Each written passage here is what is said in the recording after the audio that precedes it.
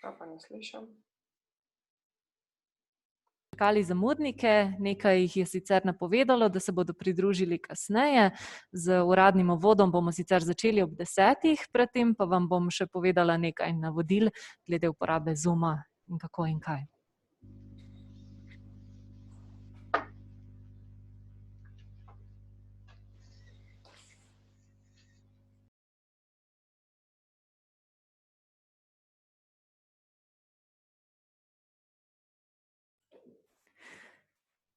Tako, mislim, da nas je večina že prijavljenih, torej dobrodošli še enkrat in hvala v imenu organizatorjev, ker ste se nam danes pridružili na spletni delavnici Razvoj sistema zelene logistike, ki pa, kot vidite, poteka preko orodja ZUM, ki pa verjamem, da ga mnogi že dobro poznate. Danes bomo torej izvedeli veliko o zelenem, kljub temu, da se oglašamo iz vijoličnega Maribora. Sem Tatjana Milovanovič in bom povezovala dogodek ter skrbela za to, da boste dobili odgovore na vaše vprašanja. Za voljo ukrepov smo delavnico pričeli z maskami, oziroma sem jo pričela z masko, da me boste bolje slišali, bom jo mogoče kar odstranila. Torej, kot kaže, ste se vsi brez večjih težav prijavili, torej me veseli. Morda ste nekateri že opazili, vaši mikrofoni so zdaj ugasnjeni, to je zato, da lahko to, kar bodo današnji predavatelji povedali, vsi sodelujoči jasno slišimo, tako da jih zaenkrat lepo prosim, kar pustite na tiho, no razen v zadnjem delu, ko boste imeli priložnost, da danes povedano predebatirate, takrat boste mikrofone vklopili s klikom na ikono levo spodaj, oziroma zgoraj vidite mute, unmute. Kamere po lastni izbiri, predlagam sicer, da jo vklopite, ker bo tudi bolj interaktivno, pa lepše je, če se vidimo, vklopite jo s klikom na ikono kamere, levo spodaj. Naše bodo prižgane, tako da naj na tej točki še spomnim, da bo kakovost slike in zvoka boljša, če ste povezani preko kabla in ne brezžično. Če je torej mogoče, vam toplo priporočam, da ste povezani preko kabla. Tu sta tudi Anja in Astrid, naša tehnična podpora z zavoda Vozim, ki bosta skrbela za to, da bo vse tako, kot je treba. Če pa bi se kljub temu kaj zalomilo in bi pri katerem od predavateljev ostali brez signala, smo za varovalo posneli tudi video vseh predavanj, tako da kar brez skrbi, v tem primeru bom skočila jaz in bomo kar se da hitro potem nadaljevali. Najpomembnejše v webinarju je seveda razprava. Če vam med predavanji, če se vam porodi kakšno vprašanje, tega lepo prosim, kar zapišite v chat oziroma klepet.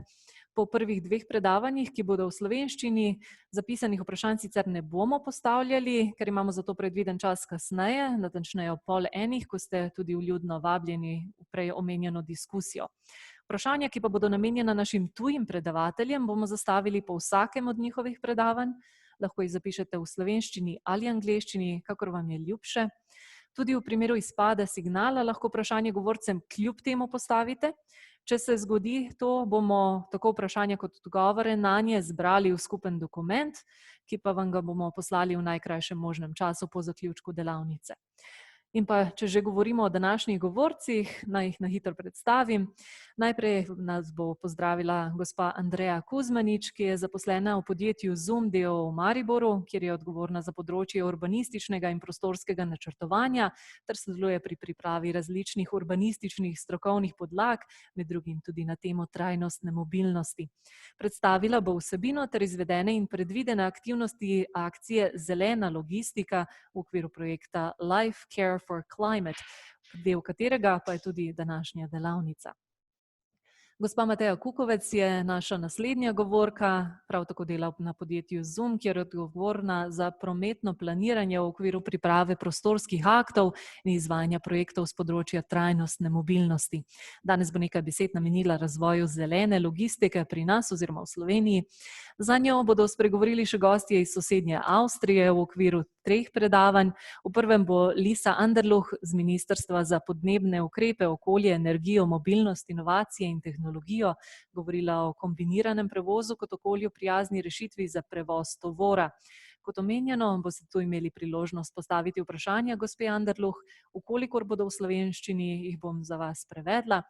Potem Sara Bitner-Kraucak z Ministrstva za podnebne ukrepe, okolje, energijo, mobilnost, inovacije in tehnologijo in pa Martin Posset z Thinkport Vienna Smart Urban Logistics Lab se bosta osredotočila na raziskave, tehnologijo in inovacije s posebnim poudarkom na mobilnosti blaga, čemur pa bodo sledila vprašanja, tako kot pri prejšnjem predavanju. Zaključno besedo bomo dali gospe Kukovec. Temu bo okoli poldneva sledil polurni odmor, potem pa bomo delavnico pripeljali do konca z diskusijo, ki bo kot omenjeno potekala z vklopljenimi mikrofoni. V tem prvem delu pa bo lažje, če uporabite klepet. Na pomembna obvestila vas bomo opozorila, navodila in povezave bomo zapisali tudi v klepet. Če imate kakšno vprašanje, ga prosim zapišite in nekdo izmed nas bo nanj odgovoril. Zdaj pa predajam besedo Andreji, ki pa se oglaša s sosednjega računalnika.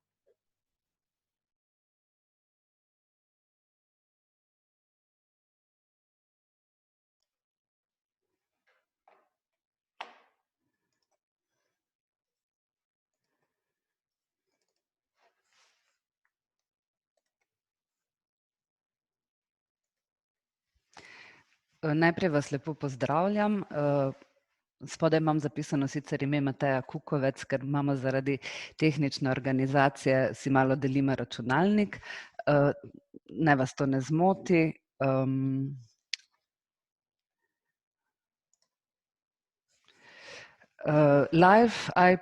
Tale integralni projekt Care4CLIMATE je 8-letni celostni projekt, ki se je pričel lani in ki z ozaveščanjem, izobraževanjem in usposabljanjem ključnih deležnikov spodbuja izvajanje ukrepov za učinkovito zmanjšanje emisij toplogrednih plinov do leta 2030 oziroma hitrejši prehod v nizkoogljično družbo. Projekt je sofinanciran s sredstvi Evropskega programa LIFE, sredstvi Sklada za podnebne spremembe in pa sredstvi partnerjev projekta. Cilji projekta so podpiranje hitrejšega in stroškovno učinkovitejšega izvajanja ukrepov zmanjšanja emisij toplogrednih plinov, potem krepitev zmogljivosti in strokovnih kompetenc ključnih deležnikov, vzpostavitev učinkovitega sistema spremljanja izvajanja ukrepov in pa medsektorsko zmanjšanje emisij toplogrednih plinov. ZUM je partner, ki v projektu sodeluje z vodenjem aktivnosti povezanih z razvojem zelene logistike na nacionalnem in pa na lokalnem nivoju. V integralnem projektu LIFE je področje zelene logistike sicer del sklopa C3 trajnostna mobilnost. Vlade držav po svetu sprejemajo okoljsko regulacijo, med drugim predpise, ki zagotavljajo spreminjanje poslovnih praks podjetij v ekološko vzdržne.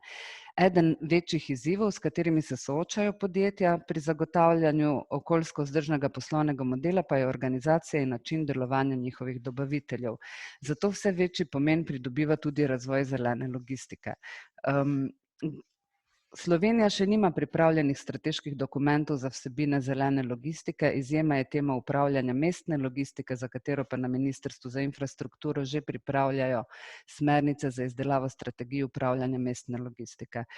Skratka, zaradi rasta volumna paketov in pošiljk in sploh tovora v svetu, tukaj je na slajdu prikazano do leta 2015, trend pa se še poveča, se stremi k temu, da se kompletna logistika usmerja v isto smer z istimi cilji, z čim manjšimi vplivi na okolje in da se za mesta uredi trajnostna logistika, ki bo imela čim manjši vpliv na življenje prebivalcev in omogočala čim boljšo kvaliteto življenja. Skladno s projektno nalogo smo zato teme logistike razdelili v 4 sklope, in sicer potrošnjo in produkcijo. Ta sklop se nanaša na zmanjšanje potrebnega obsega logističnih storitev, na zmanjšanje potreb po virih in pa na skrajševanje prepotovanih razdalj ter na specialne logistične storitve z naraščajočim trendom in specifičnimi zahtevami, kot so na primer logistika za starejše. Drugi sklop je organizacija prostora, ki se nanaša na ukrepe, ki jih je možno izvajati z urbanističnim načrtovanjem, in sicer opredelitev namenske rabe, potem prostorski izvedbeni pogoji in pa drugi prostorski ukrepi v mestih in na posamezni vrsti infrastrukture, kot na primer vključevanje v prostorske načrte zaradi optimiranja porabe prostora in delovanja sistemov, pa omrežje pick-up točk. Tretji sklop je upravljanje z zalogami in pa distribucija. Oboje se nanaša na ukrepe znotraj logističnega sektorja, ki omogočajo organizacijo ekonomsko učinkovitega in pa okoljsko sprejemljivega sistema. In četrti sklop je tehnologija in oprema, ki se nanaša na razvoj novih tehnologij in opreme, vključevanje le-teh v logistični sektor in pa urbanistično planiranje, uporabo čistih vozil in inteligentnih transportnih sistemov v vsakdanjem življenju in olajšanje logističnih operacij z avtomatizacijo in optimizacijo transportnih in logističnih poti ob zmanjšanju škodljivih vplivov na okolje in pa izboljšanju bivalnih pogojev. Iz pregledanega gradiva izhaja splošno prepričanje, da je tovorni promet socialno, ekonomsko in pa okoljsko neučinkovit, da ima vplive na javno zdravje, na prometno varnost, hrup, vibracije, smrad, vizualno obremenitev, da je neučinkovit zaradi regulacije obstoječe prometnih zastojev, poslabšane dostopnosti v mestu in da ima pač velike emisije CO2 in pa prašnih delcev. Analiza kompleksnega urbanega transportnega sistema že predstavlja velik izziv za sodobno organizacijo urbane mobilnosti, s katerim se ukvarjajo številne znanstvene in strokovne, pa tudi nevladne organizacije ter forumi. Projektne aktivnosti, ki smo jih do sedaj izvedli, so pregledi razpoložljivega gradiva po teh 4 sklopih in pa analiza sistema zelene logistike v Sloveniji. Izvajamo pa tudi analizo sistemov zelene logistike v Združenem kraljestvu, na Nizozemskem in pa v Avstriji. Analizo primerov dobrih praks v posebnih območjih in trenutno smo v razgovorih s potencialnimi partnerji za oblikovanje in izvedbo pilotnih projektov. V letošnjem letu načrtujemo še izvedbo delavnice za predstavnike lokalnih skupnosti in upravljavce posebnih območij ter opredelitev 2 pilotnih projektov, ki se bosta izvajala do konca projekta v letu 2026. Izdelani bodo predlogi za vključevanje vsebin zelene logistike v zakonodajo in predpise lokalnih skupnosti ter izvedene promocijske aktivnosti in predstavitve rezultatov. Najlepša hvala.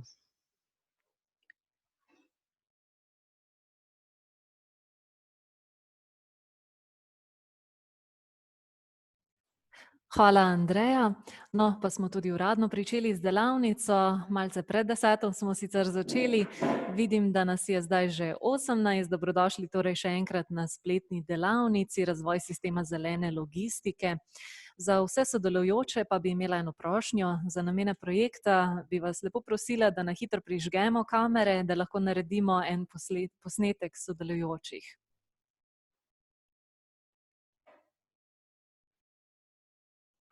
Se že priklafljate? Super. Hvala. Še nekaj, jih bomo malo počakali.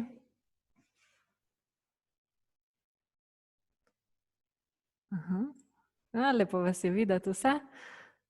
No, malo še počakamo, še nekateri, da prižgejo, pa da mi tehnična podpora javi, da smo uredili posnetke. Štima, super, najlepša hvala. Zdaj lahko jo pustite prižgano, lepše je, če se vidimo. No, zdaj, ko smo v bistvu seznanjeni s projektom LIFE CARE4CLIMATE, pa besedo predajam gospe Mateji, ki pa bo povedala malce več o trenutnem stanju v Sloveniji.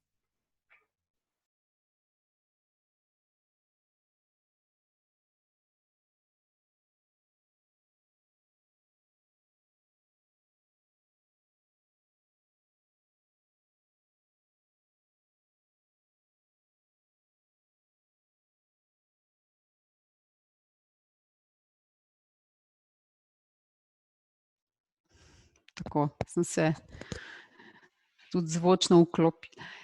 Pozdravljeni vsi prisotni, moja predstavitev bo obsegala prelet skozi strateške dokumente in pravne akte, ki obravnavajo področje zelene logistike v Sloveniji, pregled rezultatov študij, ki so bile izdelane na nivoju države, ter analiz podatkov s prevoza tovora v Sloveniji.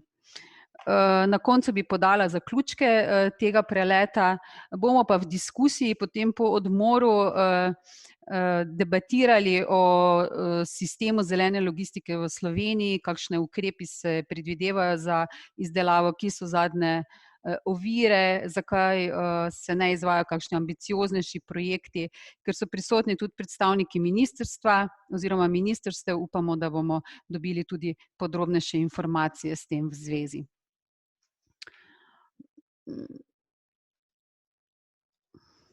Zdaj, dokumenti v Sloveniji sprejeti dokumenti temeljijo na prometni politiki Evropske unije oziroma beli knjigi o evropski prometni politiki. Področje zelene logistike je v Sloveniji obravnavano v različnih strategijah. Govorimo o splošnih strategijah, medsektorskih in sektorskih strategijah ter v operativnih programih. Urejajo se pa z različnimi resornimi pravnimi akti, ki posredno ali neposredno zadevajo področje zelene logistike. Področje zelene logistike se seveda odraža v različnih področjih, kot so prometna infrastruktura, promet, varstvo okolja, javno naročanje, urbanistično načrtovanje, sama logistika oziroma upravljanje logistike, javno-zasebno partnerstvo, spodbujanje investicij, spodbujanje raziskav in razvoja, poštne storitve in podobno. V Sloveniji je v splošnem za področje zelene logistike odgovorno Ministrstvo za infrastrukturo in z resornimi akti oziroma strategijami varstva okolja seveda tudi Ministrstvo za okolje in prostor. V splošnem najdemo logistiko, kot sem rekla, v različnih strategijah, tako strategija razvoja Slovenije leta 2030, ki predstavlja krovni razvojni okvir Slovenije, podaja 5 strateških usmeritev in 12 razvojnih ciljev. Eden izmed razvojnih ciljev je tudi nizkoogljično krožno gospodarstvo. V bistvu zapiranje snovnih zank je povezano z ustrezno logistiko vračanja surovin, pri čemer ima seveda pomembno vlogo tudi prometna infrastruktura. Strategija prostorskega razvoja, ki je bila sprejeta leta 2004, lahko bi rekli, da je že zastarela, je državni akt o usmerjanju razvoja v prostoru, podaja prioritete in usmeritve prostorskega razvoja. Zdaj, kar se tiče področja logistike, je v tej strategiji so podane usmeritve za načrtovanje prometnih terminalov na različnih ravneh, tako mednarodnih, regionalnih, kot tudi distribucijskih. Strategija razvoja prometa do leta 2030 je ena pomembnejših strategij na področju prometa in seveda tudi posredno na področju upravljanja logistike. Gre za prvi dokument, ki v Sloveniji, ki res celovito obravnava prometni sistem. Predvideni so številni ukrepi, tako infrastrukturni, organizacijski, potem tudi s področja vodenja prometa, prometne varnosti, voznega parka in podobno. Povzema se vse evropsko prometno omrežje in se podajo usmeritve za zagotovitev tega standarda omrežja za TEN-T. Pri viziji razvoja prometa pa je opredeljeno posebno področje trajnostna transportna logistika. Je pa področje zelene logistike opredeljeno tudi v več ukrepih, predvsem v smislu vzpostavitve logističnih središč, ukrepih vezano na tovorne terminale. Velik del ukrepov se nanaša na posodobitev delovanja železniškega omrežja za dograditev infrastrukture in potem zmanjševanje emisij onesnaževal, področje upravljanja logistike, vzpostavitev celinskih plovnih poti in podobno. Operativni načrt za izvajanje te strategije pa je bil sprejet z resolucijo. Slovenija ima tudi raziskovalno in inovacijsko strategijo, kjer gre za cilj izboljšanja življenjskega standarda za vse in dvig kakovosti življenja. Ukrepi in kazalniki so pa vsi takšni, ki se nanašajo na raziskave in na razvoj in posredno seveda lahko tudi na področje logistike, kot boste videli potem v predstavitvi predstavnic iz ministrstva iz Avstrije oziroma z Dunaja. Celoviti energetski in podnebni načrt, ki je bil sprejet letošnjega leta, je eden oziroma je v bistvu najpomembnejši strateški dokument tudi za področje zelene logistike. Drugega, ki bi sistemsko urejal področje zelene logistike v Sloveniji, pač ni. Ključni cilji so tega energetskega in podnebnega načrta so zmanjšanje emisij toplogrednih plinov, povečanje deleža obnovljivih virov energije, več vlaganj v človeške vire in nova znanja, Za področje zelene logistike je relevantna predvsem razsežnost razogljičenja in področje prometa, ki obsega tako obstoječe instrumente, ki so že nekje načrtovani ali pa se izvajajo, kot tudi dodatne ukrepe trajnostne prometne politike, kot so izboljšanje železniške infrastrukture, vključevanje zunanjih stroškov v cestnine, torej onesnaževalec plača, in vključevanje drugih dajatev za tovorni promet, potem izboljšanje učinkovitosti cestnega tovornega prometa, spodbujanje učinkovitosti vozil in rabe goriv z nizkimi emisijami, informiranje o vrednotenju vplivov vozil ter obvezni delež obnovljivih virov energije v motornem prometu. Za zeleno logistiko so pomeni pač tudi seveda drugi ukrepi in politike, ki posledično zmanjšujejo potrebo po prevozu tovora, vse, kar je recimo povezano z področjem hrane, prevažanja paketov, odvoza odpadkov in podobno.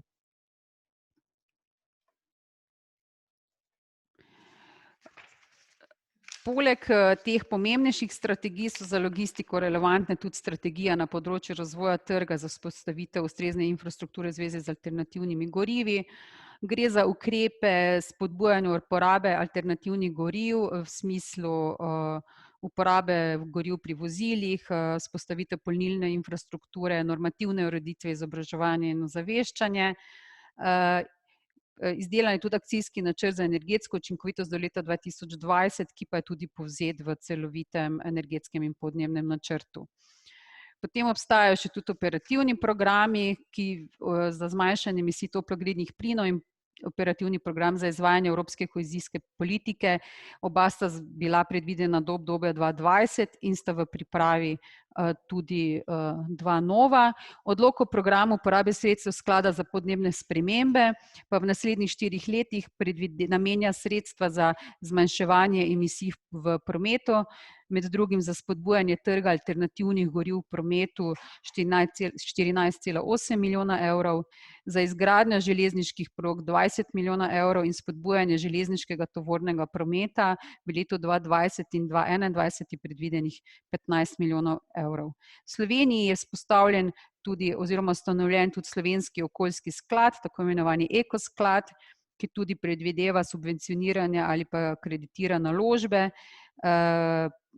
Posredno za prevoz tovora je predviden nakup sofinanciranje oziroma kreditne naložbe za nakup vozil, za nadgradnjo na alternativni goriva in nepovratne finančne spodbude za nakup in montažo energijsko učinkovitih pnevmatik.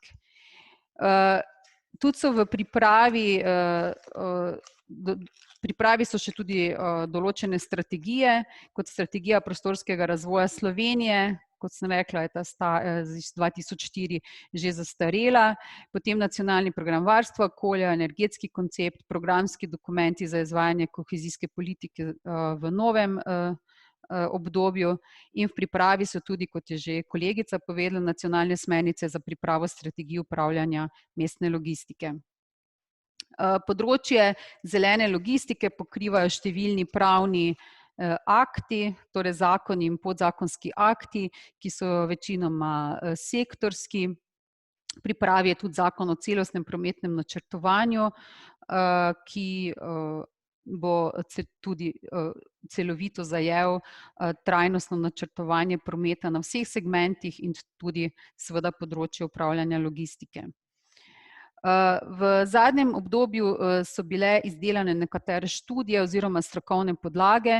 Resolucija o razvoju slovenske logistike in transportne infrastrukture, ki je bila izdelana na Ekonomski fakulteti Univerze v Ljubljani, ni bila sicer nikoli potrjena.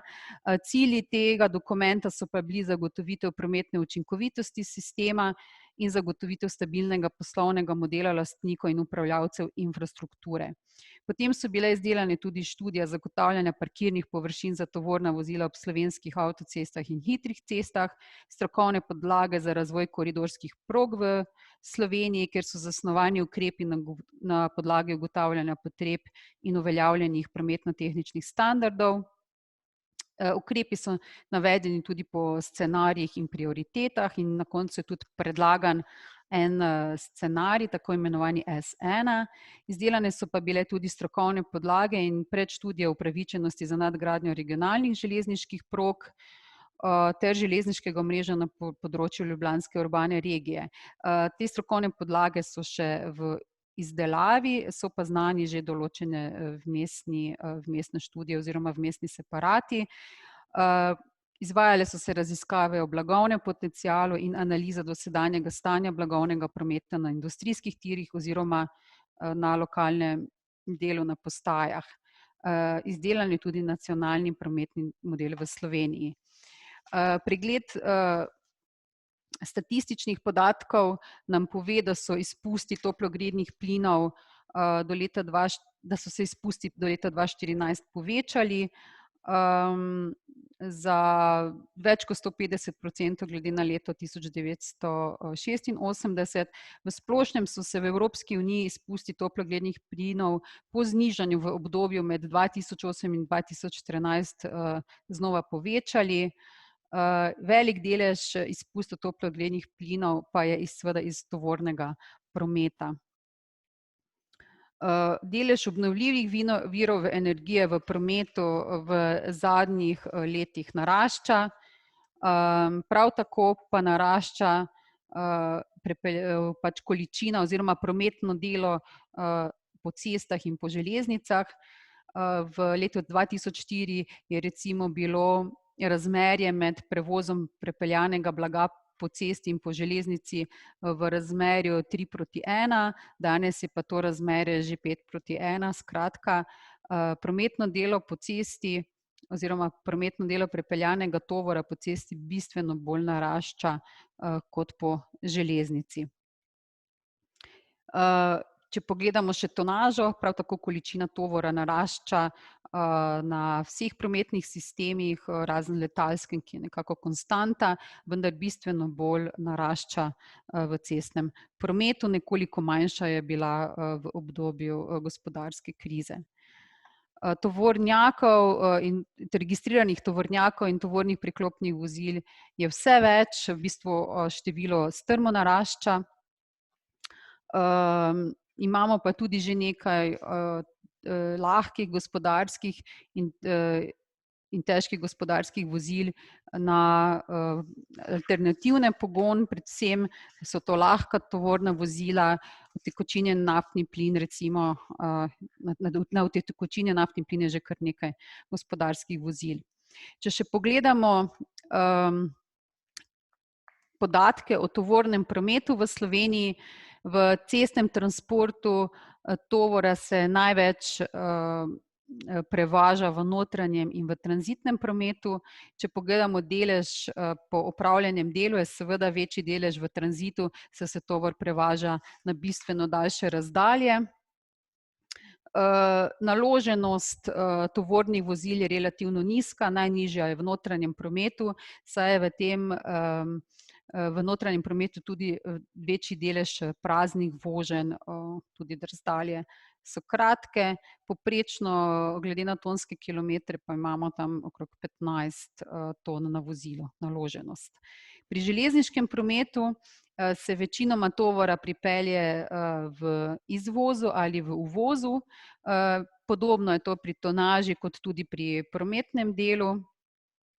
Distribucija je pa tudi v železniškem prometu, če pogledamo distribucijo naloženosti, po podatkih se kaže, da je tudi dosti voženj s prazno vlakovno kompozicijo. Primerjavo cestnega in železniškega prometa je v bistvu v neslavno korist cestnega prometa. Po cesti se prepelje skoraj 131 milijonov ton na leto, medtem ko železnici 21,3 milijone. V notranjem prometu je pa seveda 94% blaga prepeljanega, oziroma 94% blaga prepeljanega po cesti. Če pogledamo še prometno delo, Po cesti je opravljenega več kot 3/4 prometnega dela, povprečna razdalja prepeljanega tovora po cesti je 140 km in po železnici 242. Za velik potencial prevoza tovora predstavlja prevoz v tranzitu. Če bi recimo prenesli 10% prepeljanega tovora po cestnem omrežju na železniško omrežje, bi pomenilo, da se poveča tranzitni prevoz tovora po železnici za kar 110%. To je sigurno področje, ki bi ga bilo treba, ki je pač bi bilo potreba posebno pozornost posvetiti v prihodnjih letih. Težnje blagovnega prometa po železnici so v smereh glavnih železniških prog in zato so tudi seveda glavne železniške proge pač s tovornim prometom najbolj obremenjene. Analiza zmogljivosti in izkoriščenosti glavnih prog v Sloveniji je pokazala leta 2015, pokazala, da so ene proge, kot sta Koper-Divača, že prebile to svojo zmogljivost in da so tudi nekatere druge proge takšne, kjer se pričakuje, da bodo v naslednjih letih dosegle zmogljivost. Kot sem povedala, je bil za koridorske proge predlagan scenarij S1, ki predvideva posodobitev železniškega omrežja na vseh segmentih. In sicer gre za scenarij, ki se je pokazal kot najbolj upravičen. To ni scenarij, kjer bi se vsi odseki železniškega omrežja dosegli standard vseevropskega omrežja, vendar je to vseeno scenarij, ki se pač predlaga kot učinkovit in kjer bi proge lahko dosegle ustrezne kapacitete za prognozirane prometne obremenitve. Zdaj, te študije, ki so bile izdelane, različne ankete in analize, lahko zaključimo, da je v Sloveniji zgrajenih več logističnih centrov, vendar skladiščnih kapacitet oziroma zemljišč ustrezne namenske rabe za skladiščenje v Sloveniji primanjkuje. Zato bi morala Slovenija biti zelo aktivna pri planiranju oziroma ščitenju zemljišč ustrezne rabe za tovrstno dejavnost, za konsolidacije, na primer, za gradnjo logističnih terminalov in podobno. Podjetja menijo, da bi več uporabljala železniški prevoz, če bi bil bolj zanesljiv in cenejši. Gradnjo industrijskih tirov, ki so v zasebni lasti, država ne subvencionira, jih pa regulira zaradi zagotavljanja varnosti prometa. Velik izziv pa predstavlja prevoz tovora za potrebe gradbenega sektorja na drugačen način, bolj trajnosten. Tovrstni tovor predstavlja približno polovico blaga, prepeljanega v notranjem cestnem prometu. Republika Slovenija sledi direktivam in predpisom Evropske unije ter zavezam, ki iz njih izhajajo, in je sprejela kar nekaj strateških dokumentov s področja razvoja prometa, ki sicer sledijo ciljem zmanjšanja obremenitev okolja onesnaževali in prispeva k dvigu kvalitete bivanja. Predvideva vrsto ukrepov posodabljanja železniške infrastrukture, ki jo v delu že izvaja, ter izvaja tudi spodbude za nadgradnjo energetske učinkovitosti vozil.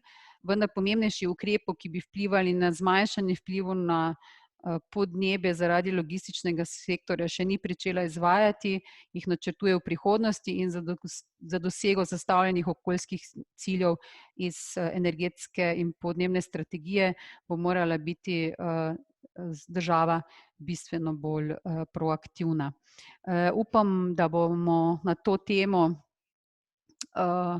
v nadaljevanju, v diskusiji po odmoru lahko malo več predebatirali in ugotovili, kje so tiste glavni vzroki za določeno izvajanje oziroma neizvajanje ukrepov. Tako da hvala za pozornost.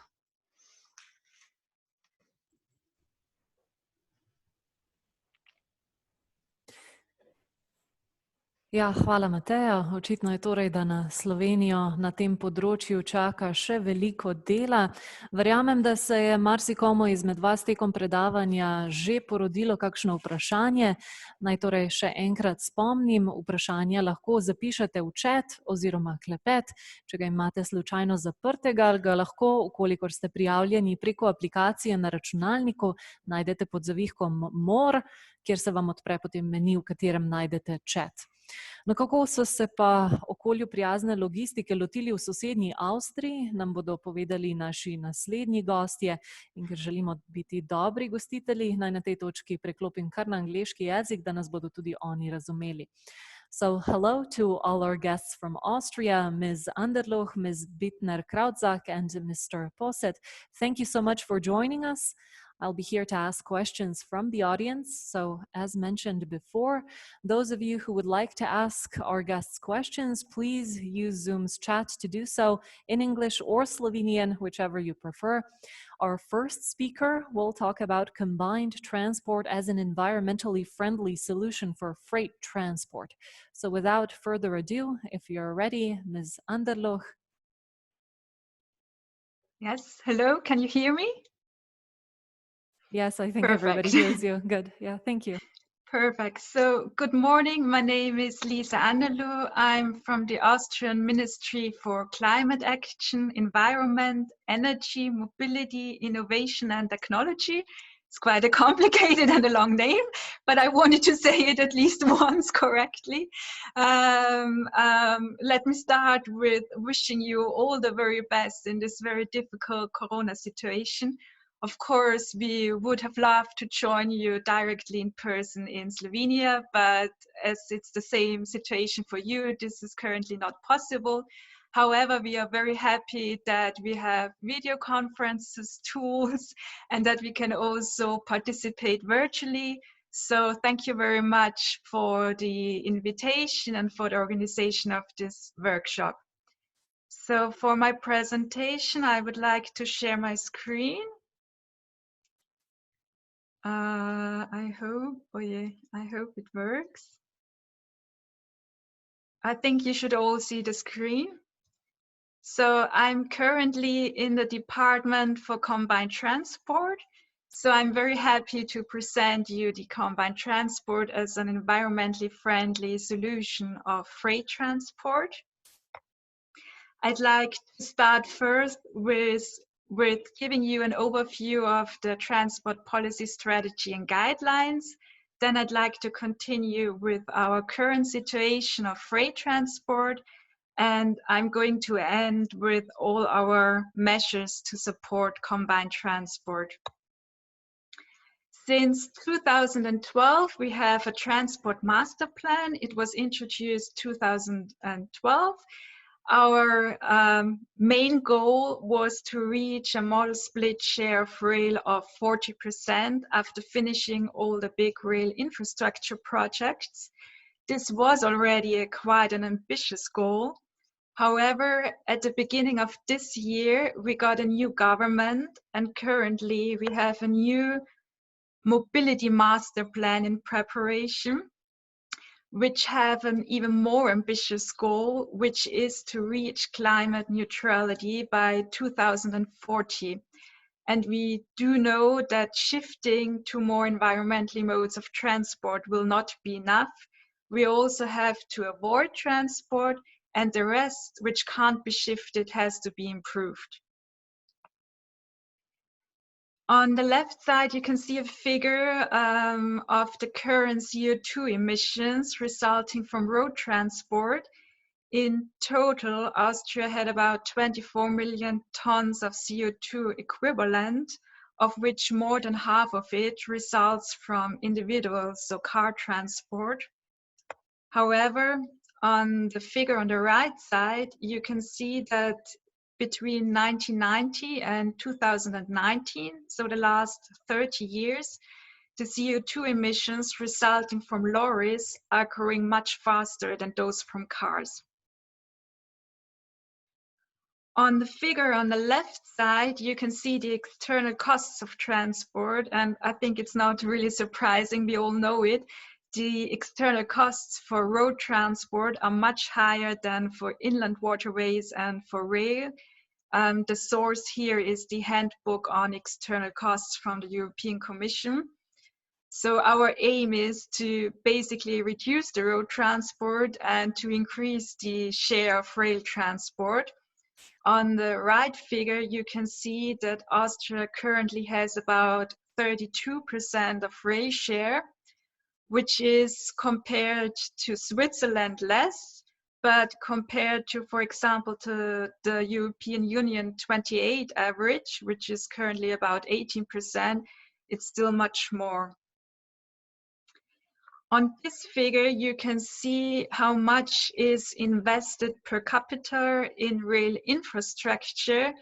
Currently, it's about 220 euros in Austria per each person. The data are from 2019. But maybe even more important than this slide, which shows you the absolute number, is the next slide. Because here you can see how much money is being spent in rail infrastructure versus road infrastructure. And this also clearly shows you the different transport policy priorities. Austria is the second column, and you can see that we spend around about double as much on rail infrastructure than on road infrastructure, compared to, for example, Germany. That's the first column, where they spend much more on road infrastructure than on rail infrastructure. In the current financing period, or the next financing period, 2021 to 2026, Austria will spend about 17.5 billion euros for rail infrastructure.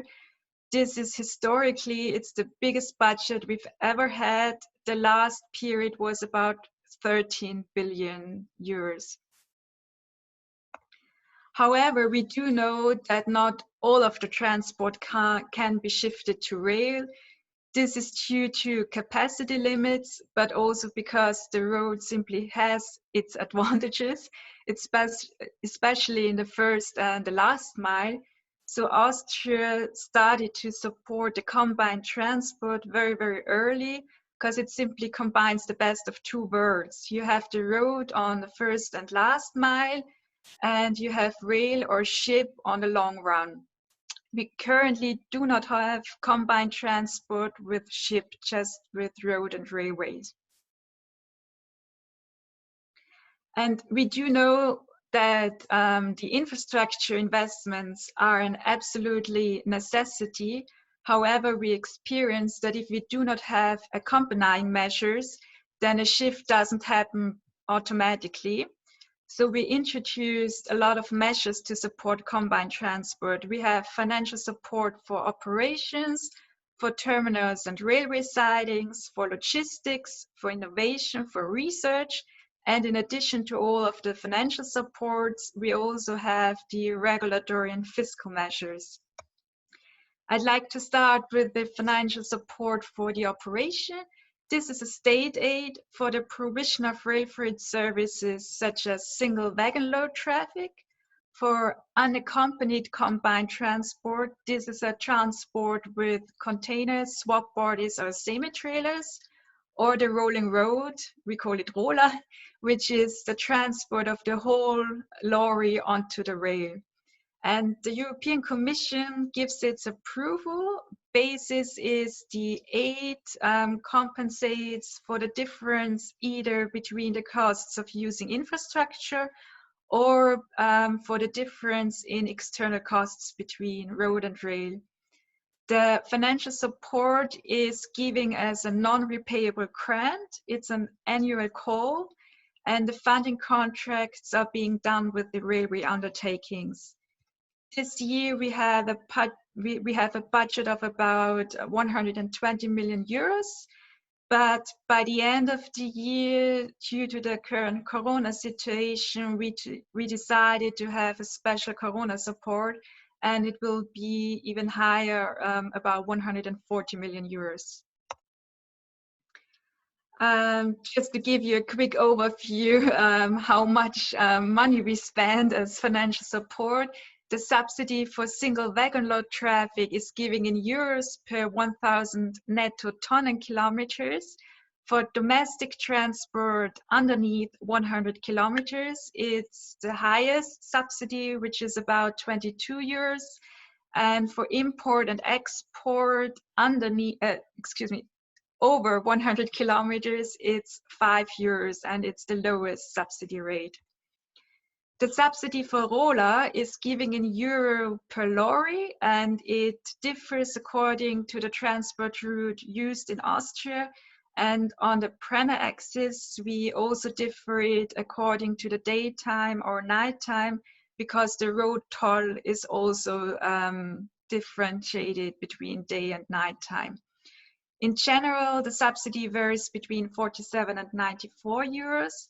And on the roller from Wels to Slovenia and Maribor, we currently have a subsidy of 77 euros per each lorry being transported onto the roller. And the most complex system we have for the unaccompanied combined transport, where the grant is giving in euros per intermodal transport unit. So for a container, swap body, or semi-trailer, we differentiate between domestic import-export or transit transport. It is classed according to the weight. So we differ between underneath 25 tons and above. And we also differ regarding the distances being done in Austria.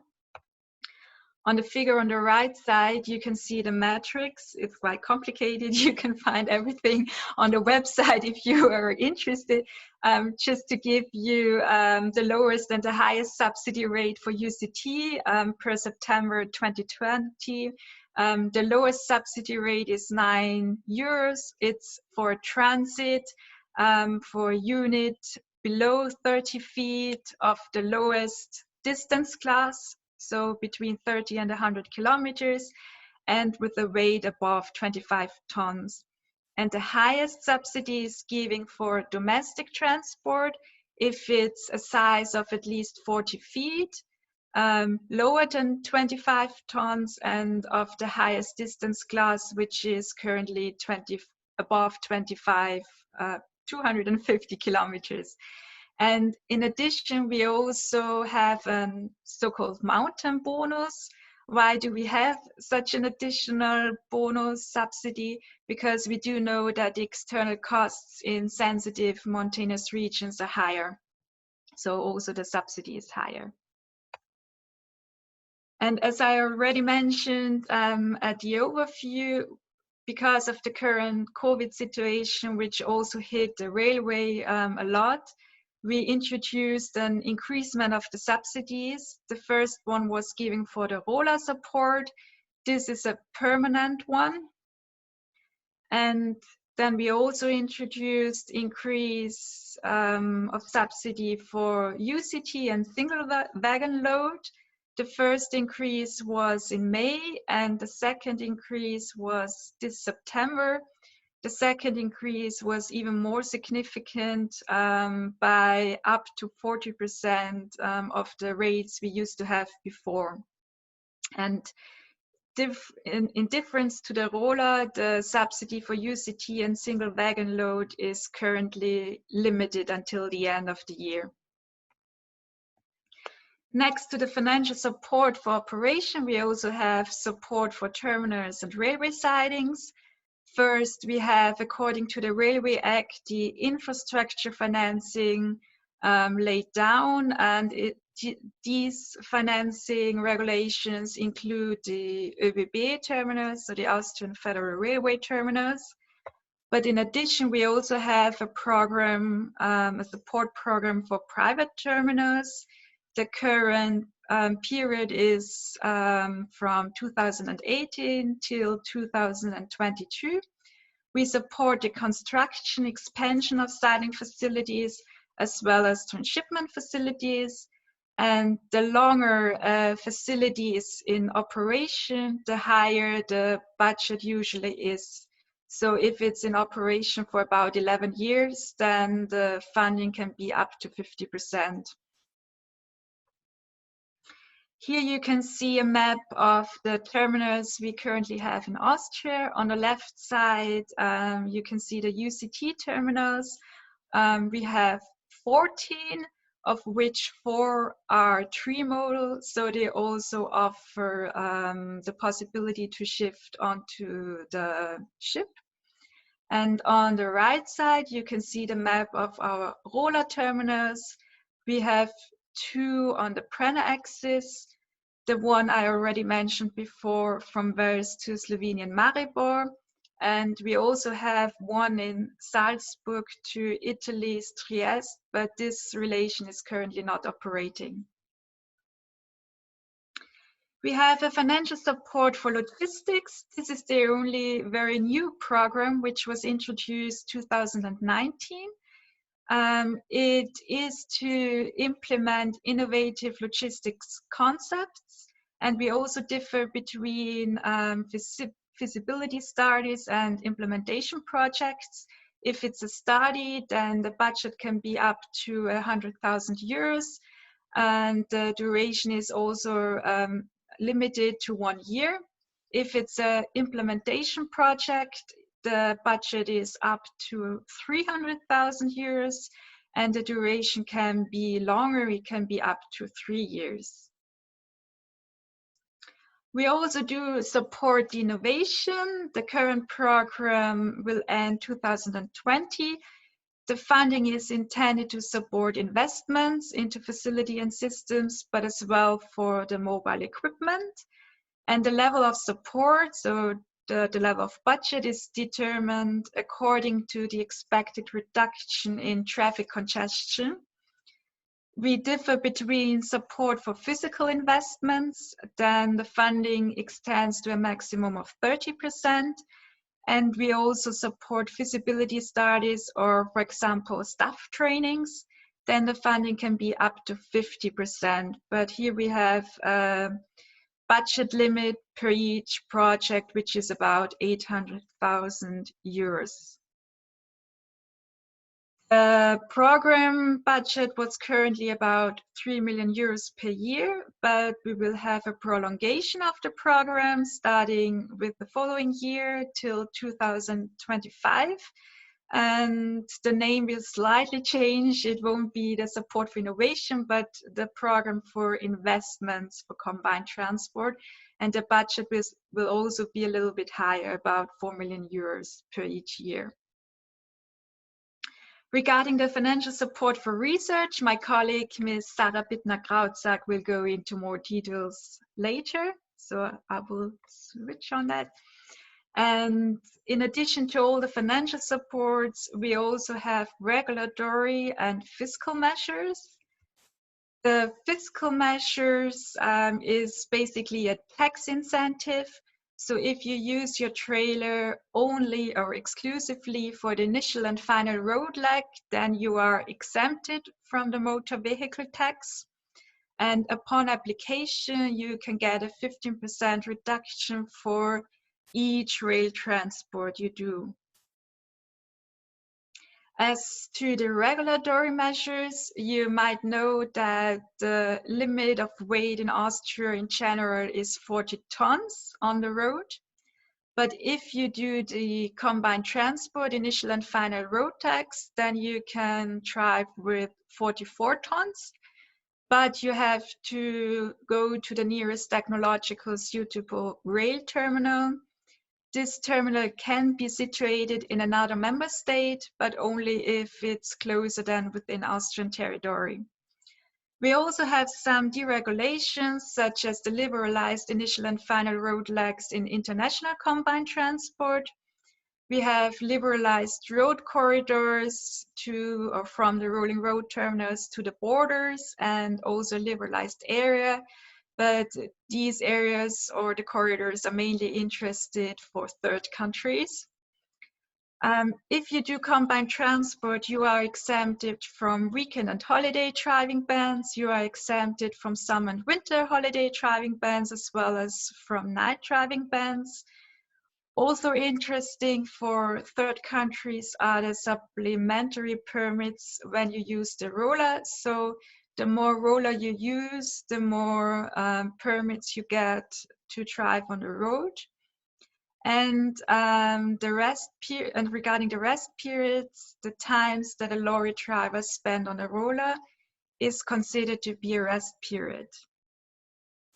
All of the measures I have just introduced to you can be found on our website in German and in English. It's very important for us to have these subsidies transparent, so that everyone knows how much we spend, and also for the companies when they are in the dealing process with the railway companies, that they can better have better rates for them. So thank you very much. I'm currently in the Department for Combined Transport in the Directorate General for European and International Affairs, but soon I'm going to move to another Directorate General into the Department for Goods Transport, but I'll still be responsible for combined transport. So I'm happy for any questions you have. Hi, yeah, thank you, Ms. Anderlo. That was very informative, and it's always good to get another viewpoint of how the same or maybe similar challenges are approached in other countries. It seems our participants are maybe a little bit shy. Again, if anyone has a question pertaining to what we just heard from Ms. Anderlo, please write it down in the chat. But we do have one question. So is the area of logistics, for example, combined transport, regulated individually, or is it part of another legislation? And if yes, which legislation? That's a good question, because we have several regulations. So first of all, we have a European legislation, which is from the year 92, the Directive 92/106 EEC. Yeah, it's quite old. During our presidency, which was 2018, we started with a new proposal, but it didn't get through. So we still have the basis from the year 92. And because it's a European directive, each member state has to implement it in its own legislation. And the directive has two main characters. One is the tax incentives, and the second is the deregulations and the liberalizations. The tax incentives are laid down in the Ministry of Finance, so we're not responsible for it in the Ministry of Transport. And the second, the deregulations are laid down in a lot of different road legislations in Austria. So if you're interested in it, you can find everything on the website, because above, or actually, I think after the explanations of each measure, you can also find the legal grounds. Mm-hmm. And all of the financial supports don't really have a legal basis. It's part of a notification procedures to the European Commission. Mm-hmm. It's all quite complex if you're not in this exact field. Thank you for answering that. It seems like for now, oh, we just got a question. So do the subventions for the logistics in the cities, do you also have subventions for city logistics? So for the setting up of consolidation centers,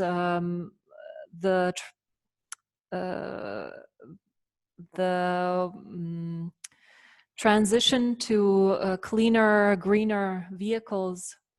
Is this something you also have? We do have it. First of all, it's partly included in the financial support for logistics. This was the program introduced in 2019. but even more, it's included in the support for research, and this will be part of the presentation of Ms. Bittner-Krautzak. She will go into more details about that. Okay, so hopefully we'll get an answer to that. And if not, please ask if there are any questions, if there were any, if you're uncertain about anything, if something was unclear, please feel free to ask our guests questions. That's what they're here for. So thank you, Ms. Anderlu, for now. And thank you, everyone who asked questions, but don't move your fingers away from the keyboards quite yet. Next up are Ms. Bittner-Krautzak and Mr. Posset, who will tell you a bit more about research in logistics, which focuses more on the mobility of goods. So I hope they're here already. Yes, thank you very much for this nice introduction. My name is Sarah Bittner-Krautzak, and I also work in the Austrian Ministry for Climate Action, and there in the mobility of transport technologies. I will start my presentation now. Just 1 second. So, can you already see it? Perfect. So, then just let it start.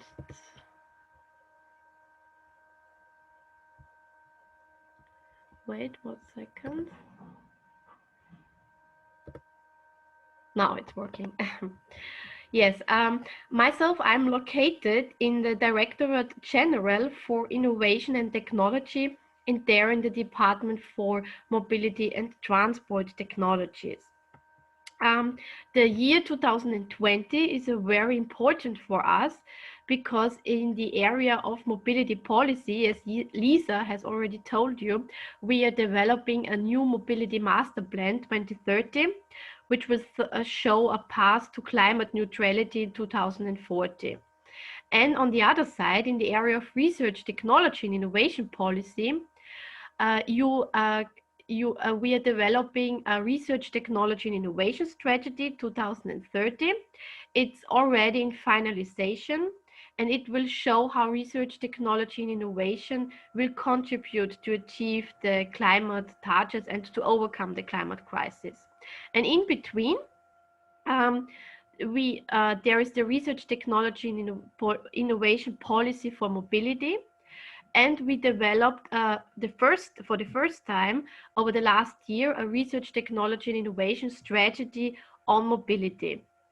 There we try to, it should serve as a bridge between the research, technology and innovation policy and the mobility policy. We published it in September this year, and it strongly focuses on transformation and has a very strong mission-oriented focus. I will introduce you to the new strategy by my last slides. All I'm going to present you now is based on older strategies. The Austrian Ministry for Climate Action is responsible for applied research, and this is located in the Department for, or the Directorate General for Innovation and Technology. We orientate ourselves at the Research, Technology and Innovation Strategy from 2011 at the moment. And our target groups are the companies and the research organizations, mainly companies that work together with other companies or with research organizations. We offer for them research, technology and innovation grants. And with them, we want to help the companies to become more innovative.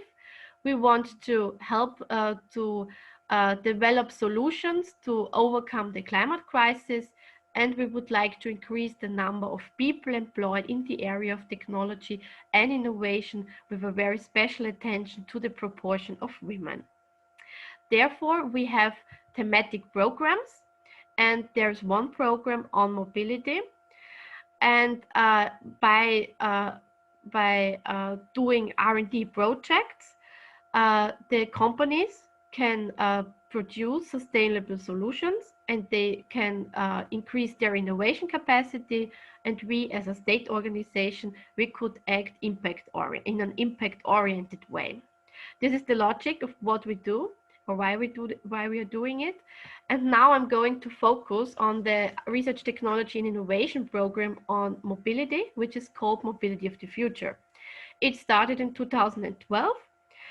Currently, we have an annual budget of about 25 million euros.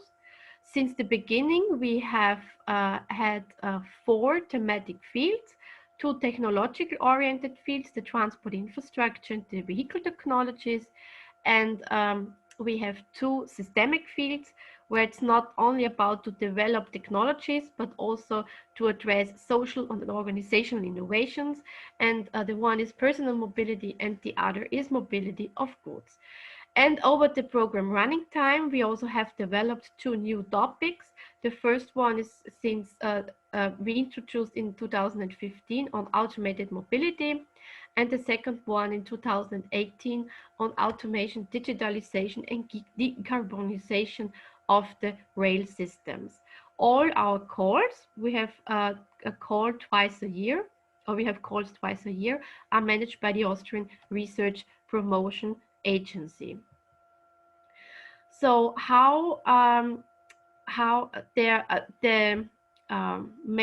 the outcomes of the project we fund should be new and improved products, processes, services, or business models. And the research organizations should produce new knowledge with a special focus on specific applications in our program on mobility. Therefore, we have operational objectives in the program where we address technological, social, and organizational innovations, but we also would like to strengthen the link between the mobility policy and the research, technology, innovation policy. And we would like to expand the knowledge and the network in mobility in Austria. In the long term, we would like to address an impact on economic growth and on improvements for environment and society. And therefore, we have our strategic program objectives on that 3 pillars. So how do we get from results of projects like new, improved product, processes, services, and business models and knowledge to economic growth improvements for environment and society? We know that there is no direct link, and we know that there are a lot of external factors. There's a lot of uncertainty, there's a lot of risk, and a lot of unknown information. And despite we know that research, technology, innovation grants don't have a linear but systemic effects, they have cumulative effects, and they act through a variety of external factors, and they have long-term effects only. And despite all of that, we try to do our best to invest in research, technology, and innovation. I would like to focus now on the topic mobility of goods only. We have there 5 main research fields: sustainable mobility of goods in urban or suburban areas, then the sustainable mobility of goods in rural areas, because there are different conditions. Then we have the multimodal hubs, the sustainable transport changes networks, and as 5th, the innovative means and media of transport. Those 5 main research fields contains 19 research topics. They can bundle to digitalization, decarbonization, and technologies. We have developed them by doing a stakeholder process in 2014-15. And in the area of technologies, where it's, there we only address technological solutions like new wagons, cargo handling technologies, loading units, boxes. But in all the other areas, we do not only address technological, but also organizational innovations. So the integration of data, optimization of processes, coordination, cooperation, new business models, use of infrastructure, and the integration of our environmentally friendly transport modes, for example. Our instruments are thematical instruments, but we also have introduced structural and human resources instruments. The thematical instruments are more or less the core of our program. Our main instruments are the cooperative R&D projects, where companies work together with another company or other companies and research organizations. Then there are feasibility studies to prepare those cooperative R&D projects, but we have also instruments with a higher project volume, but not that many. And we also fund transnational cooperative R&D projects, more on that later. And we do also finance studies on specific questions, for example, on impact assessment or on analyzing trends in logistics. We have developed a structural instrument over the running time of our program, which is called Innovation Labs. And we use them for test environments for automated driving, as well as for urban mobility labs. More on that also later. And last but not least, we also fund endowed professorships, one on sustainable transport logistics 4.0 at the Johannes Kepler University in Linz, and one on digitalization automation in the transport and mobility system at the University of Natural Science in Vienna.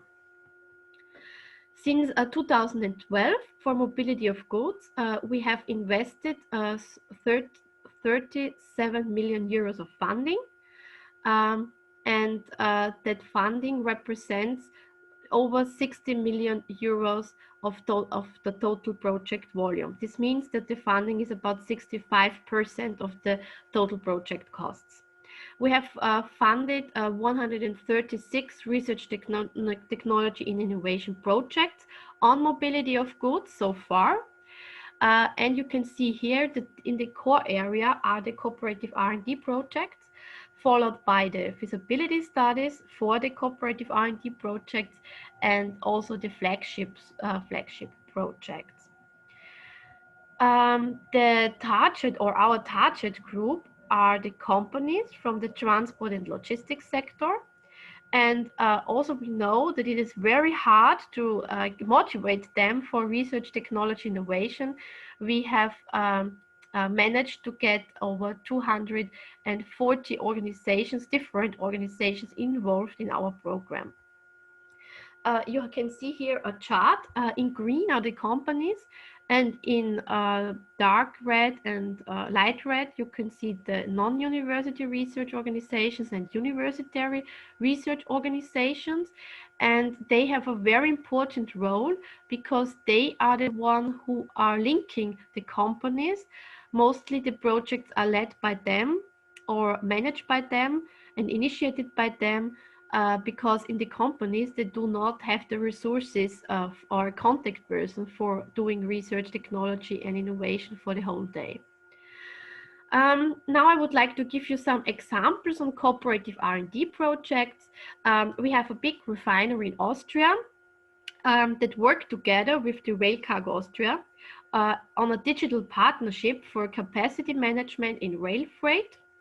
The prototype was created within our program, the project, and they are still working on the implementation of this. Some research associates from the Technical University in Graz, they developed an automatic goods unloading system for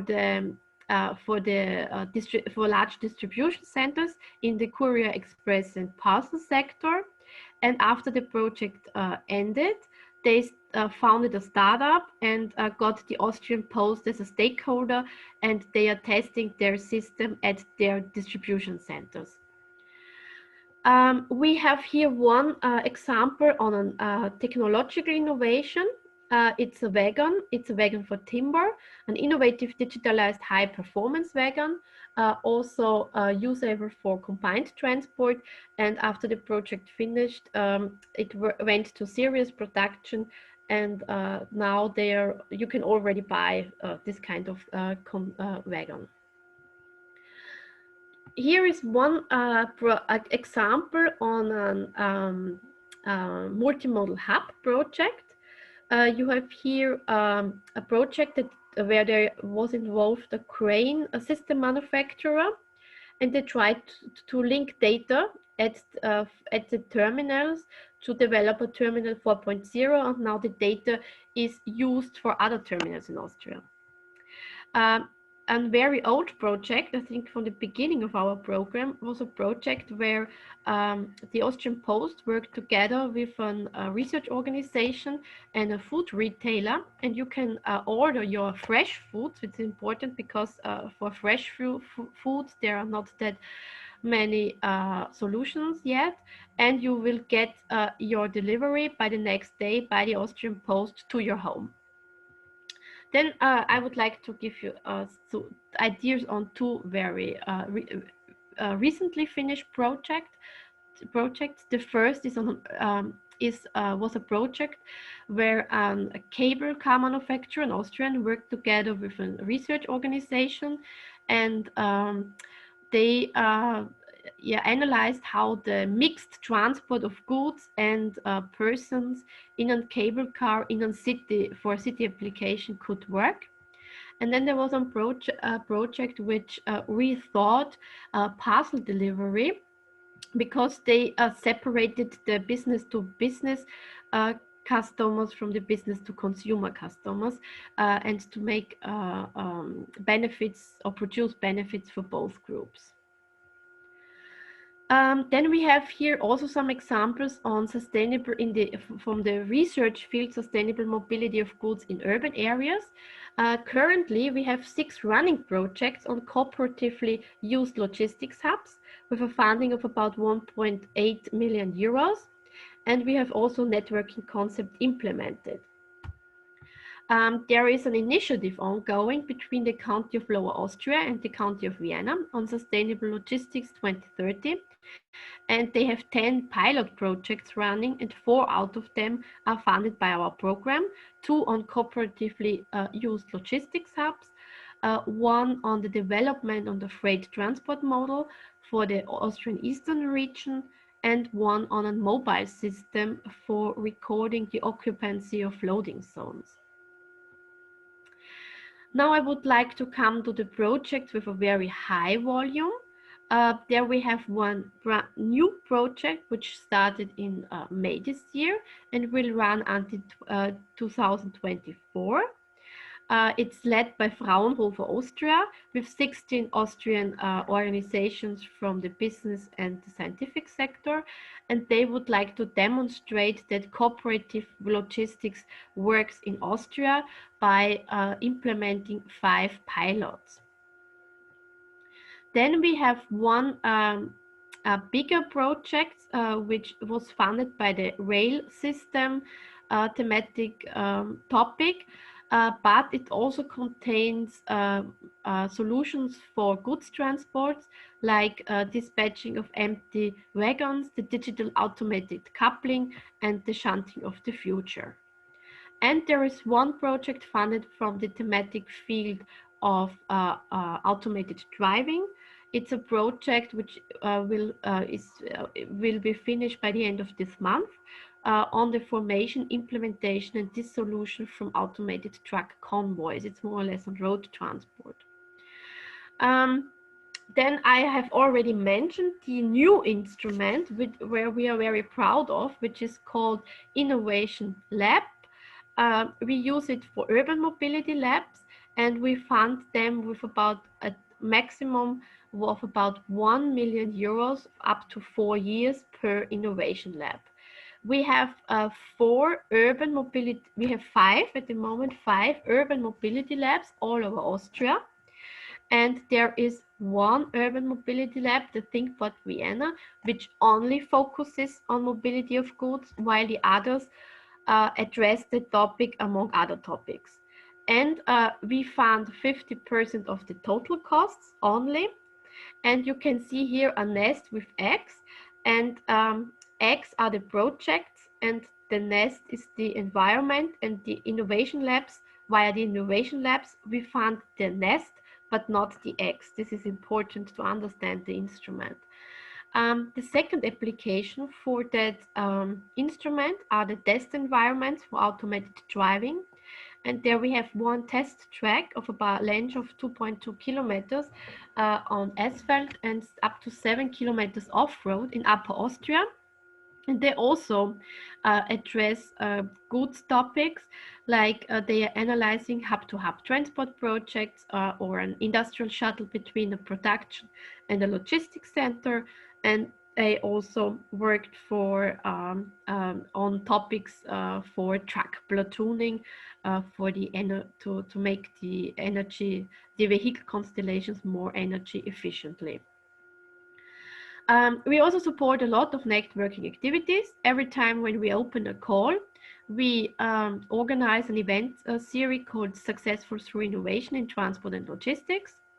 We do a lot of networking workshops on the concluded R&D projects. We also once did a workshop on women in transport logistics, and we developed a network series on dissertation projects and also on hub projects, which is currently still running. And we do also support events, fora like the Physical Internet Conference, the international one, which took place in Graz. We also fund transnational cooperative R&D projects by participating in Aeronets, like Aeronet Matec, Aeronet Transport, and Electromobility Plus. This could also be an option to cooperate with Slovenia in the future by doing or funding transnational cooperative R&D projects together. If you would like to get more information on what we are doing, we have a brand new brochure. It was published in September. It contains about 150 R&D projects, national projects funded by our program, but also the European projects from Horizon 2020, which include Austrian partners. Unfortunately, it's only available in German, but I think today it's you can do a translation via the internet. So I would also just make a little bit of outlook to the European level. There is the European Technology Platform on logistics, which is called ELIS, and we have Austrian members there. The Austrian Ministry for Climate Action and the Association Network Logistics is part of the Miro Group, and there we have 5 ELIS members from Austria: the freight forwarder Gebrüder Weiss, the retailer Hofer, the research organization Logistikum, and the Association of the Austrian research organizations on logistics, Logistics Research Austria, and one small company called Product Plugs. And they participated in the ELIS working groups. We have implemented a national ELIS Miro Group. Why? Because we want to see the intermodal topics in Horizon 2020 and in the future Horizon Europe strengthened, and we would like to activate our national community to participate. What we do, we would like to motivate them to participate in calls on European level, but also on transnational calls. And we would like to coordinate the Austrian input to the ELIS roadmaps and other strategic documents on European level related to logistics. We would like to inform them about calls and best practices on European level, and we would like to link the Austrian activities to the physical internet idea. Who is participating? We invite the Austrian research organizations and companies that are involved in European projects or in transnational projects. We meet annually since 2014. We have a tool for information exchange, and we also do an expert secondment for the members of the Association of the Austrian Research Organizations in Logistics. Now, just some slides on the outlook of our new strategy. So our new strategy is called Research, Technology and Innovation Mobility 2040. We have a vision that is innovations in and from Austria for a climate neutral mobility system in Europe. And we as a ministry responsible for applied research, we would like to serve as a research, technology, innovation political initiator to make the vision possible. For the realization, on a thematical, from a thematical point of view, we decided to not focus on technological areas and not on transport modes, but we decided to focus on fields of missions and on what we can do from the research, technology, and innovation perspective. You have only structural instruments available, and there we have identified 4 research, technology, innovation measures. The 4 fields of missions, we have 2 fields that represent the spatial dimension, cities making urban mobility climate neutral, and regions mobilizing and sustainable connecting rural areas, because the conditions, circumstances are different in cities and regions. And then we have the more technologically oriented fields of missions: digitalization, operating infrastructure, mobility and logistics services efficiently and in a climate-friendly manner.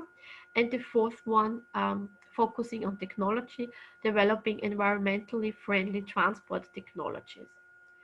For the measures, we would like to implement them by taking into account gender and diversity aspects.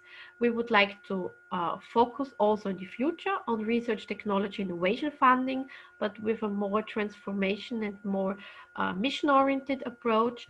We would like to further work with the innovation labs, which we would like to expand to experimental rooms and regulatory sandboxes. We would like to set up alliances and implementation partnerships and support the European and international positioning.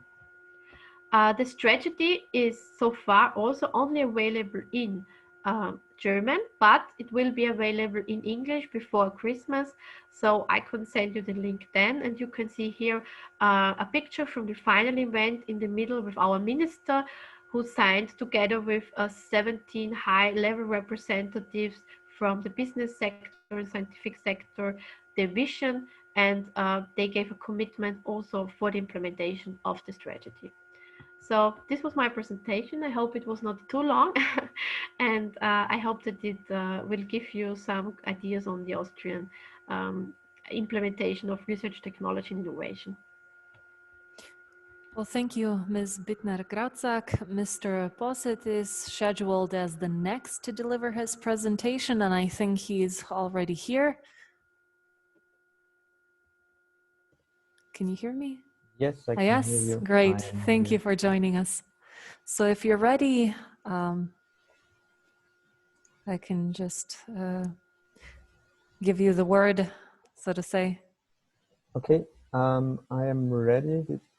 The very last question is, I start screen sharing now. Is that okay for you? That would be great. Yes. Okay, I start it. Just a second. Yes. I hope you can see my screen. Yes. Yes. Thank you. So, hello from my side. My name is Martin Posset. I'm responsible for innovation and policy at Think for Vienna. Thank you for giving me the opportunity being part of your event today. I will give you an insight into Think for Vienna. Sarah Bittner-Grauzak already mentioned that there are 5 mobility labs in Austria. We are one of them, and our special focus is on logistics and urban logistics. That's why Think for Vienna is a cooperation of the Port of Vienna and the University of Natural Resources in Vienna, the Institute of Production and Logistics. And it is in the city of Vienna. It's the very first Viennese mobility lab that especially focuses on urban logistics, long-term challenges in the city. The cities are the spots of tomorrow where things happen. You can also say that cities will be or can be the game changers in how we do our transport and supply chains for supplying many peoples within a very dense area. And our mission is to develop, test, and implement innovations in the city of Vienna. And we started in 2017, and it will go on until April 2021. But as far as we know, it will go on for another 4 years. And I will give you some impressions of it. The photos above, you can see We are strongly related with politicians. The second photo from the right-hand side, you can see the former Commissioner for Transport, Violeta Bulc. I guess all of you know her. She also visited Thinkport. We had the mayor of the city of Amsterdam. You see local politicians like Peter Hanke and so on. And so we have the direct contact to the politicians, and the lower pictures show you that we have a strong context with technology, so electric vehicles, cargo bicycles, whatever comes into play when we talk about innovation. We are the ones who are the contact point and are the ones who support, from inventors to companies to industries to the city administration. The photo, the very first on the left-hand side below is interesting because we managed it together with the embassy of the Netherlands in Austria. We did the very first fully electric, long-distance, temperature-controlled intermodal transport with a 40-ton electric truck. So we did a distance of 1,000 kilometers. This was a pilot project. It was more or less a world premiere we did. And so you can see what we do is we support the actors, we develop knowledge, we develop topics, we develop projects. And what's the new or the different thing in our doing is the implementation.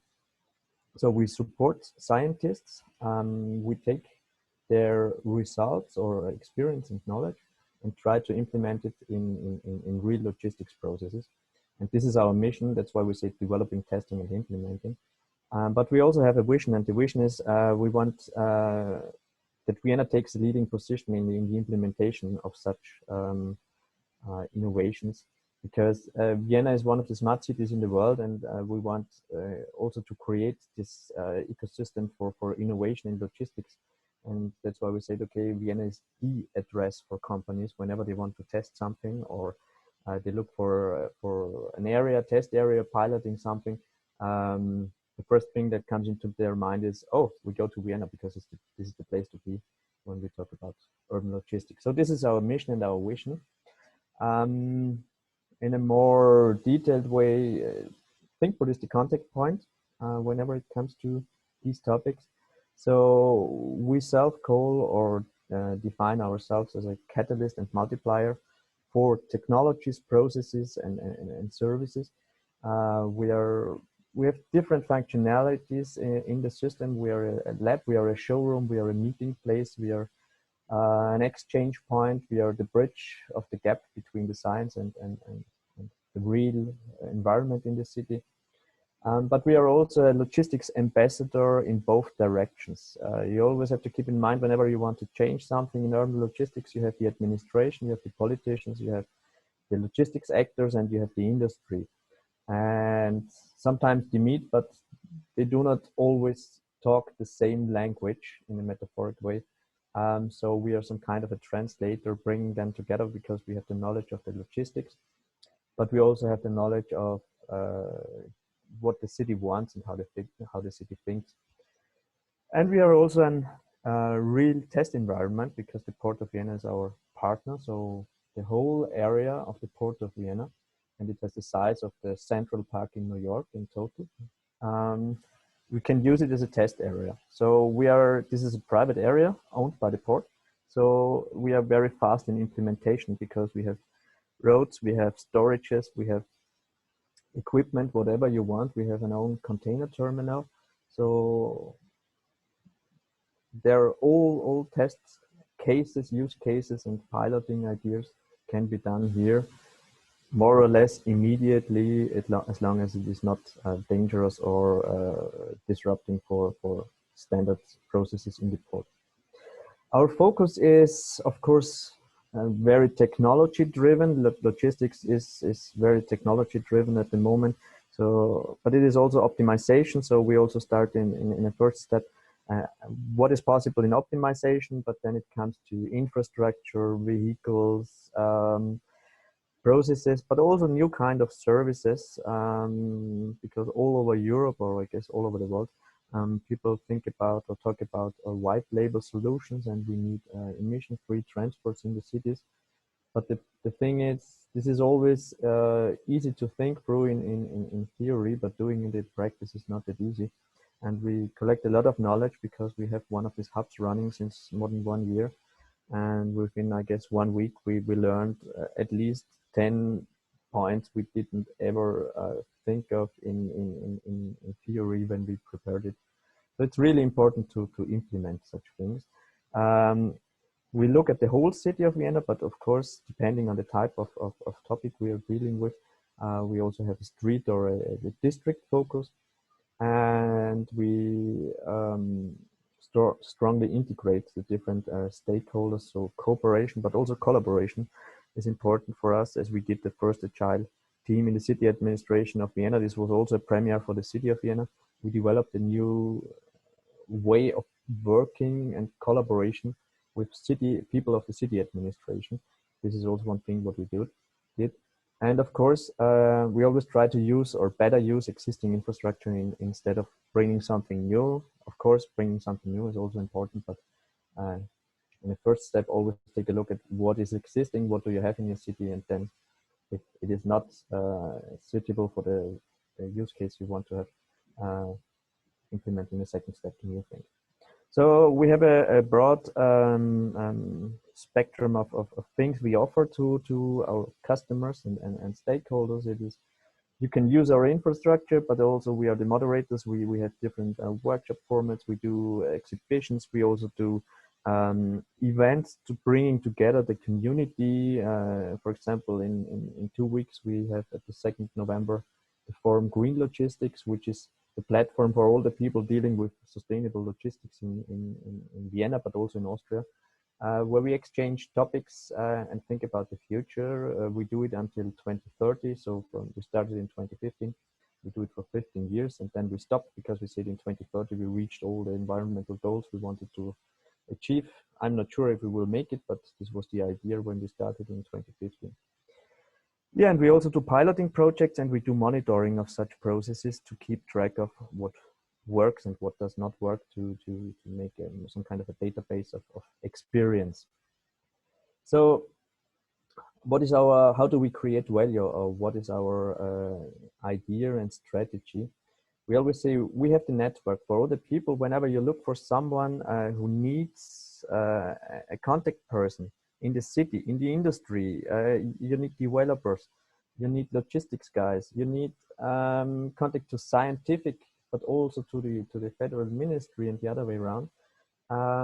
We have a broad network. We have a database of about 1,200 people where we have direct contacts. So we always we are able to communicate on a short way. Whenever you want to test something, you can come to us. We had this case some years ago. They wanted to test autonomous driving in the city of Vienna, but they forgot to ask the city of Vienna, and the city said, yeah, autonomous driving is nice, but you can't do it in our area. And then we fixed it, I guess, it was 18 or 20 minutes. And then they were allowed to test their autonomous cars, because we have the area, we have a private road of 2.5 kilometers. So that's the way how we work. We always say, you need it, we do it, and afterwards we can evaluate what is needed to do a transferation to other areas. But if you just want to pilot it, come to us and we do it. The thing is, we have more or less the assignment to deal with all these things in the context of urban logistics. So this is our mission, and this is our daily work business. And the interesting thing is that we made it during the last 3.5 years, that we have also the contact and the allowness of the people in the city, so we can directly call them. They trust us, and that makes it easy, because if we have a topic, we just call them and say, how do you think? Does that somehow fit to your strategy? What is still needed? And it's very easy to have a short way communication with the city decision makers. But what's the great thing is, because I didn't mention until now, but it is important, we are funded by the federal ministry. We are funded by the ministry. We work in the city. All our people are employed at the university, and our partner is the Port of Vienna. And this gives you a sound basis of independency in what you do, what kind of topics you're interested in, the way you work. And this is one of our, you can call it, this is the unicorn of Thinkport Vienna. This independency we can do, we are not subordinated to the city, but we have the contact and we have the trust of the city decision makers. And this is the special thing why this experiment of Thinkport Vienna or the project really works. So what is important for us is being agile and inclusion of different stakeholders, or all stakeholders needed for a particular topic you're dealing with, is the thing what we say, this is our benefit promise. This is what makes it so special and important, because the industry and the companies are very agile, but the cities still have to learn a bit or a lot to interact with these stakeholders. So we directly include them. I already mentioned we had the first agile team for 4 months 2 years ago in the city of Vienna. It was a great experience for all the people from the administration, but also for us. And what's also important is thinking in solutions that satisfy real needs, because we are not used anymore in many European countries thinking and talking about problems. I guess Thinkport Vienna is the only location here. We are happy when we find problems, because problems are the things we are dealing with. So we are the problem seekers, or problem solvers, not always, but we are the problem seekers. And it's important to attribute such problems, because you have to talk about them to find ways. And a problem is always concerned or related to a need, and if you can solve such a problem, you always can satisfy such needs. And what's also important for the industry and the logistics service providers is the planning security. So you have to think in long-term time cycles. We talk about at least 3.55, but up to 8 years when changing something. Because just to give you an example, the typical truck for a food retailer, you use their cars up to 7 years. And if we say, okay, we change something, you're not allowed to access the city with a conventional Euro 6 diesel anymore. And we say, okay, we started in 2 years. Then they say, okay, hey, this doesn't work, because we have our trucks and we still will have to run them up to 5 years. But if you say, okay, we think about changing something in 5 to 6 years, then they have planning security. And then they also say, hey, we can do it, because all of them are interested in further serving the city of Vienna. None of them will ever say, okay, we stop it. We won't have any shops in the city of Vienna anymore, because we are not allowed to go there with diesel trucks. But if we have planning security, it's clear for them. And that's why if you take a look at our sequence of activities, we start with the scanning, we develop the topic, or we develop some kind of a project, we mediate between the actors, we moderate the process, how they can develop such a test environment. We test it and we pilot it in real city surroundings, but we are not always those who are the core of such projects. We are in many cases just the supporters. So we have great scientific projects, and we just help them in thinking that the scientific experience or result from the perspective of a city administrator or of real environment. And then we implement, evaluate, and transfer. And what we see and what we think is, you all know 2040 and Green Deal. There is something going on in the European Union, and what we always say, please do not forget, do not just think in technology. You also have to think about it in structures, because we are always we are very familiar in telling us each other best practices. But we are the ones who are more interested in telling you the blueprint, how you develop such a best practice, because a best practice is in many cases just a showcase. But for a city, it's much more interesting to have the blueprint, the way how to develop such a best practice. And it doesn't always mean that a best practice that works in one city necessarily works in another city. So don't forget about the structure, and the structure starts in the administration, because the administration is the one who prepares the decision-making process of the politicians, and we always need them. And we learn sometimes it takes 2-3 years preparing such a topic, and you say, hey, we did a lot of work, we have a sound decision basis, but then you have the wrong headline in the newspaper on the next day, and everything you did 2.5 years before, you have to keep it, and you have to wait another year because you say, it doesn't fit now. So don't forget about decision making in preparing change. I hope I'm not too long in time. You just give me a sign if I have to stop, okay? So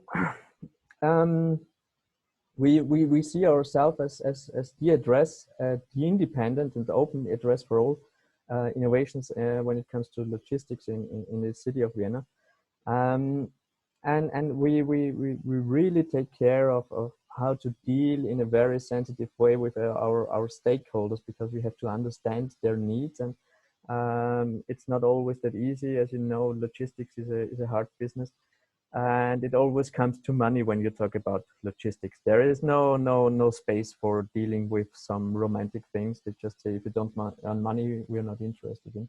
But now we talk about a change where we have to think about more than money. So this is why you have these highlighted words like involving, communicating, working, trying, and implementing. But what's important is implementing is nice, but it also should be socially responsible. What about official hurdles? Is there some place for trying out something? Yes, there is some place, but you also need the framework allowing people to test something, because otherwise you end up in, you need a permission, and it takes you 4, 6, 8 months. And is it still an innovation when it comes to testing, when you need 8 months for such a permission? We have such, I guess in half an hour, we have 2 inventors here. They developed a cargo scooter, and we will test it for the very first time today. It is a nice project I show you later on. And they have no permission to run on public roads and streets. But it is a really nice a scooter, and you just have to try it. So we do it piloting today with a cargo bike company. It's also part of a scientific project, and it is another stakeholder that is involved is the public transport company of the city of Vienna.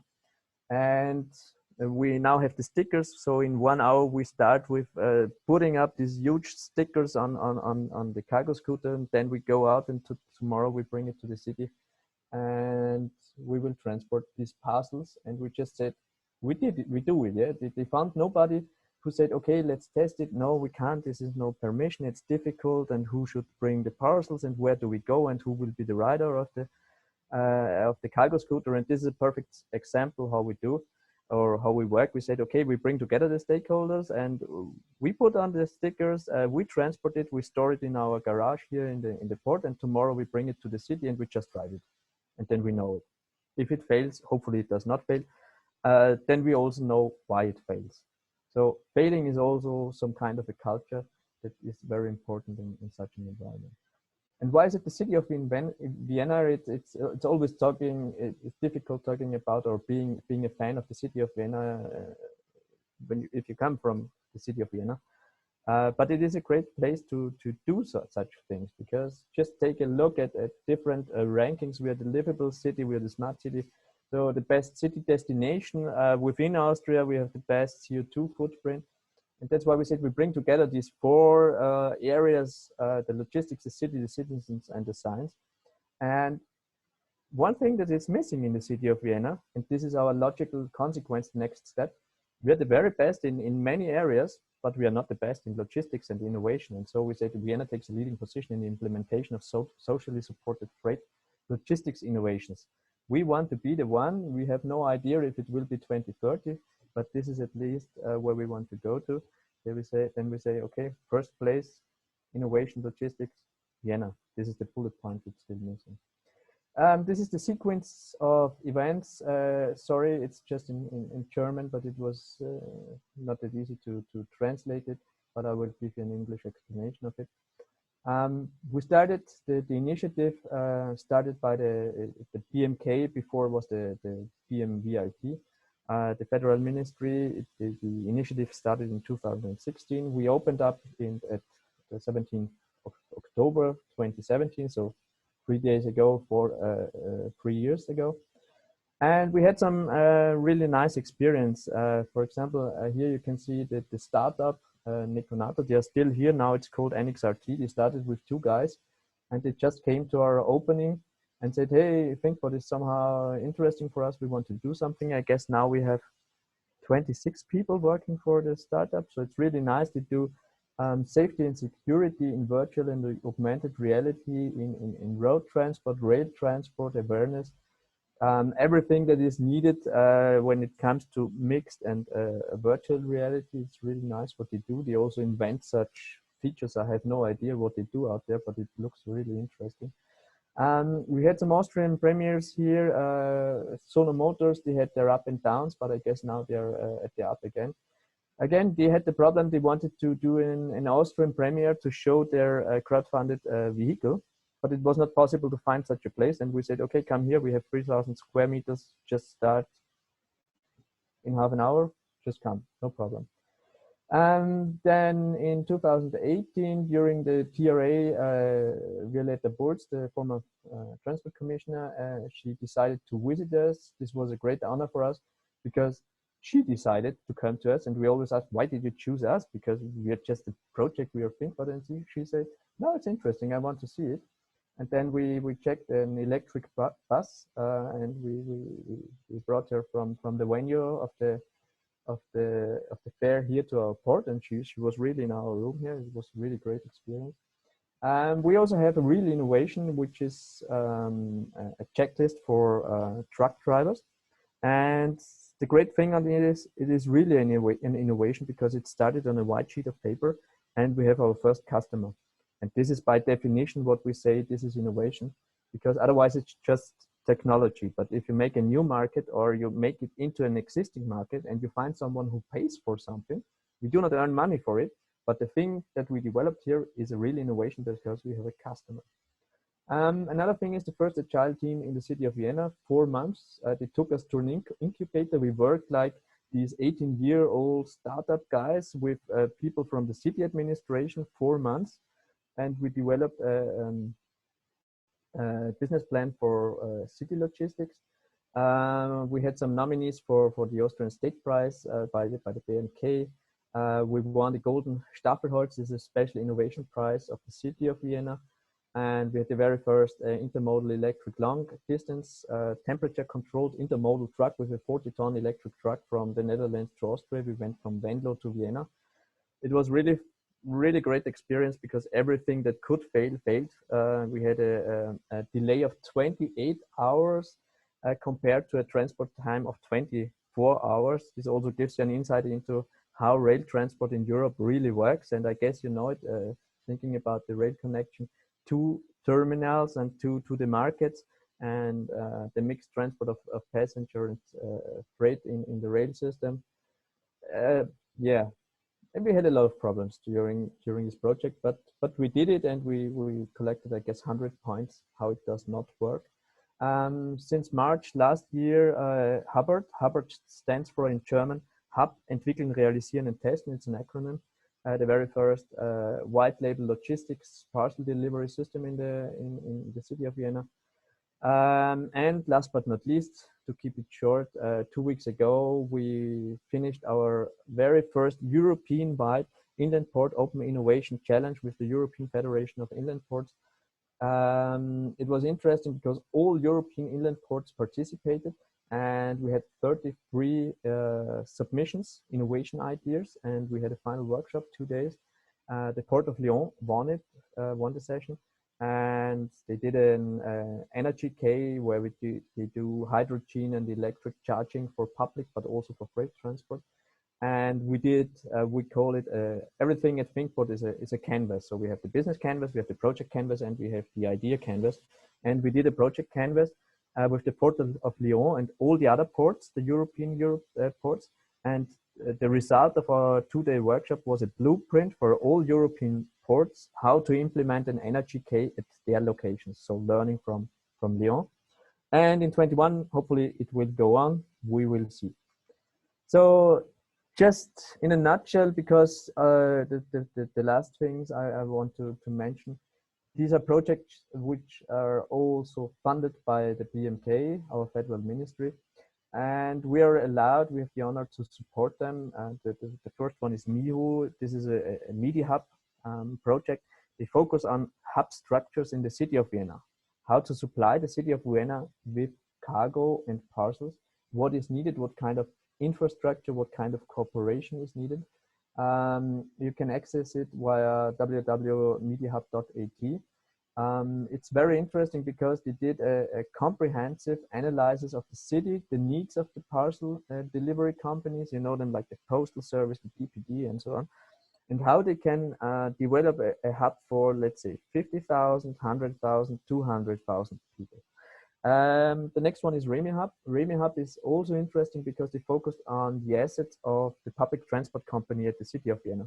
So they have a lot of areas, surfaces and infrastructure, and how these areas owned by the city can be used for distribution and consolidation of parcels. So just take a look at remihub.at. This is also the project where we are allowed today to test the scooter. So we do a test drive with their parcels at one of the stations of the public transport.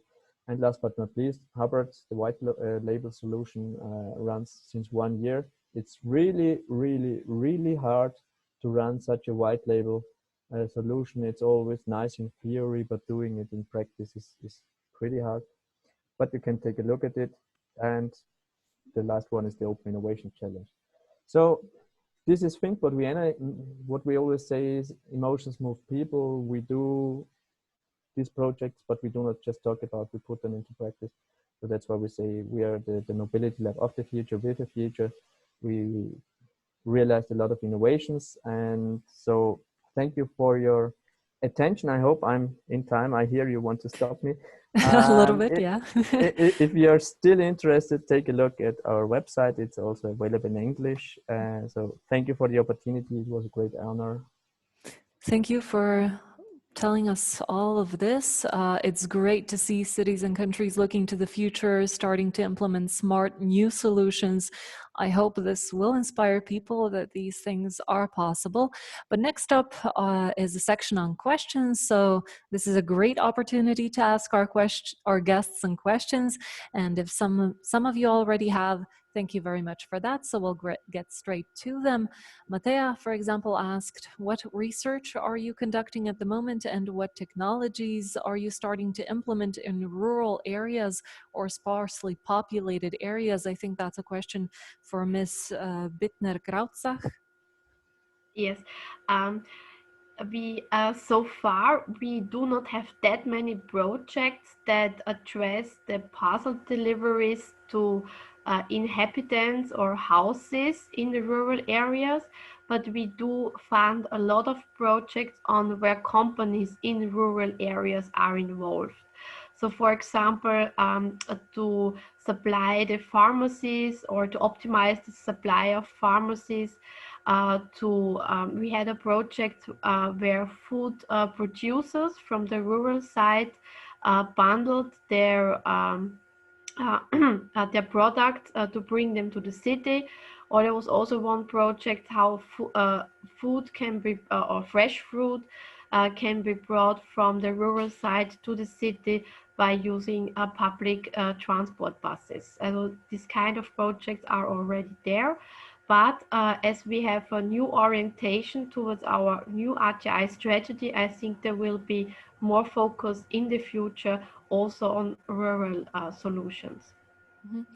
I think Mr. Gregor Steklarčič asked a sub-question to this. So how are you encouraging local communities and regions as well as companies to implement the results of your research when it comes to this? We try to address the cities. We have a memorandum of understanding with the city of Vienna to smart cities, and there we have a working group on mobility. So we talk a lot with them, and we also try to, when we are doing research, technology, innovation, stakeholder process to get new ideas, we also invite people from the cities to participate. and to get their view, because in the end, for the implementation, it's really important to address them from the very beginning. In terms of communities, I think it's harder. We work there with cluster organizations, so to say. And in the future, I think we have to further try to address more also of the communities in rural areas. But with the cities, I think we have already very good cooperation. Mm-hmm.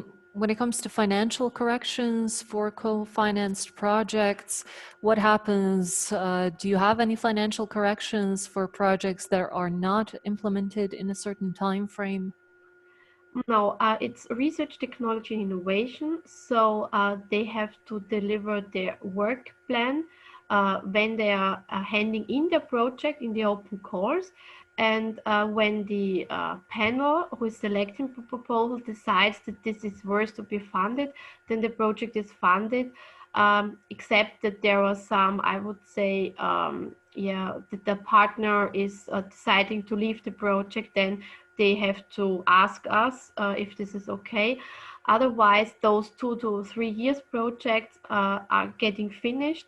And in the end, not all results are getting to the implementation, but some of the results, because in research, technology, innovation funding, you also always have the risk that things turn out to be not economical or technical, could not be implemented in a technical or economic sensible way. I guess, yeah, that's always something you have to keep in mind with these things. And Mr. Steklarčić also asked, what's the segment of the implemented projects in practice after co-financing has ended? In Austria, we are obliged to do an interim evaluation of the program because of the volume we invest, and also an ex post evaluation. And the results of this interim evaluation, which has already taken place for Mobility of the Future, this means that it shows that not all results are implemented, but because companies are already involved in the projects, at least they are partly implemented by the projects by the project partners, which are partners in the project. And it also depends on if it makes sense to implement it, of course, because there could also be the outcome that something is not in an economic way implementable. Yeah, which we actually already mentioned a little bit before. Yeah. I'd like to also just take a moment to, again, tell all our participants that if they want to ask some questions, they are very welcome to do so in the chat. But next up is a question for Ms. Anderlo, as well as Ms. Bittner-Gratzak. So how do you secure an interest in green logistics among politicians? Is the Green Party in Austria's parliament? I have experience, I think, for 30 years now in the ministry, and logistics is not the most hot topic, I would say, and the not most sexiest topic. And I think this does not depend on the parties who are involved in the government. But what we see with the with our green minister, that there is a clear orientation towards climate neutrality now. And this is reflected in the mobility master plan. It's also reflected in the research, technology, innovation strategy, and also in our new strategy, the RTI strategy on mobility in research, technology, innovation. So I think it's a clear orientation towards climate neutrality, and therefore I think logistics has to be part of, because we know the greenhouse gas emissions coming from logistics. But I know that to get money for logistics measures, you also always have to argue, and because there are topics which are much sexier. Of course. I mean, it's unfortunate, but true, yeah. How would you get about to getting your agendas kind of tabled?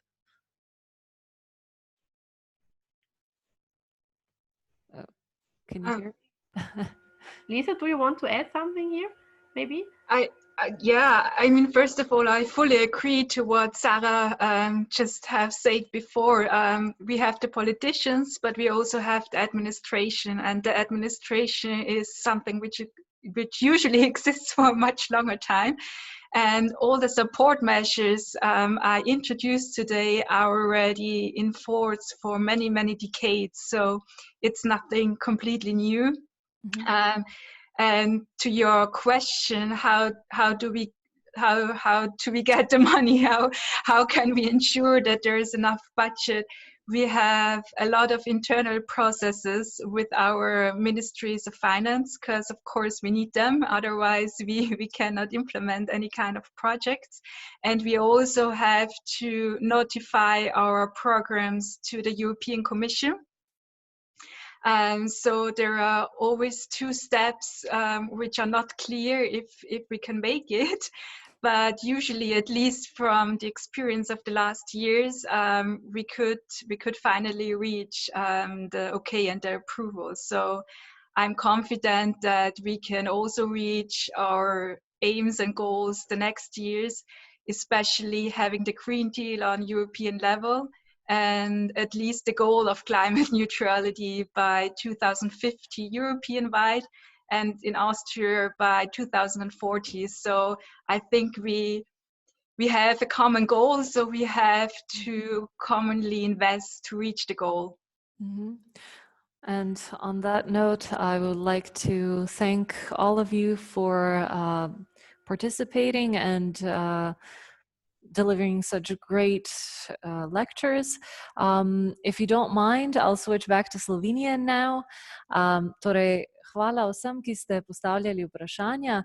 Sledi odmor, 30 minut imate časa, da se malo sprehodite, razmislite, kaj vse bi želeli predebatirati in vprašati tekom diskusije, ki bo sledila po odmoru, ali pa si v tem času privoščite kaj za pod zob.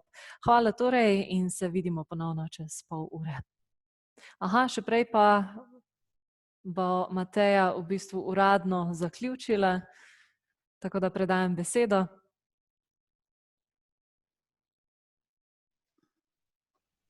Ja, pozdravljeni, hvala za udeležbo in I would like to thank all participants from Austria to very good presentations and a lot of information that will be used also for our ministries in our country, and I hope we see you soon, maybe in Vienna. Vielen Dank. Se vidimo na diskusiji ob 12:30. Hvala.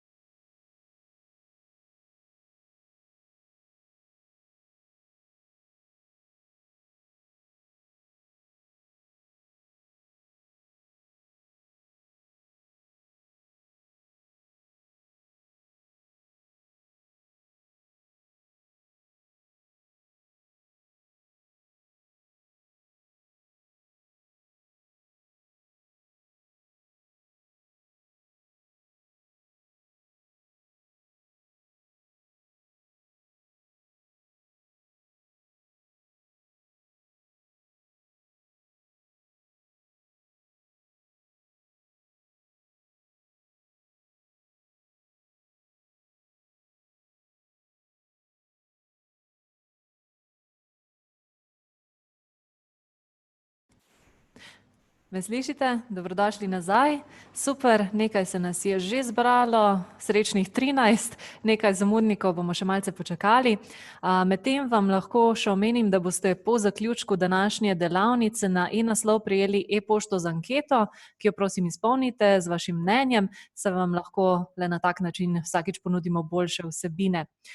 Zdaj malo bomo še počakali, ta čas lahko tisti, ki ste še tu, prižgete svoje kamere in pa mikrofone, saj bo potekala debata, kot obljubljeno.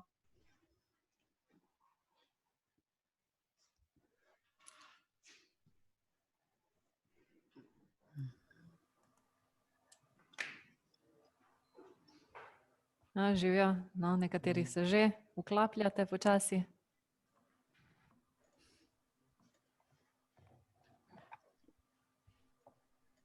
Malo bomo še počakali, izgleda so nekateri še na pauzi.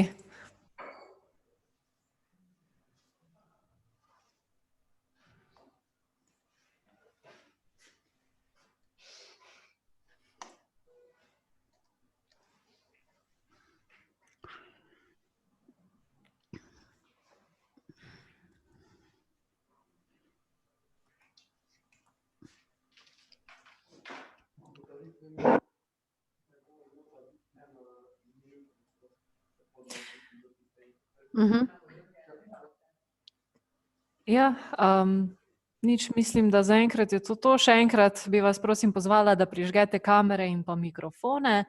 Zdaj večina nas je tu, zato bom pa prosila Matejo, da razloži pravila igre oziroma pravila debate.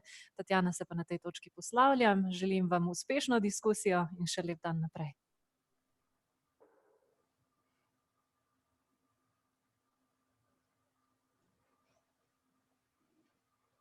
Ja, pozdravljeni.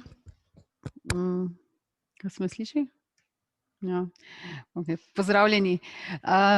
Nekaj malega nas je še ostalo, bomo imeli mogoče bolj takšno intimno, interno debato. Jaz sem želela predvsem danes, oziroma s kolegico Andrejo smo želeli predvsem danes iti skozi vprašanja. Vam bom zdaj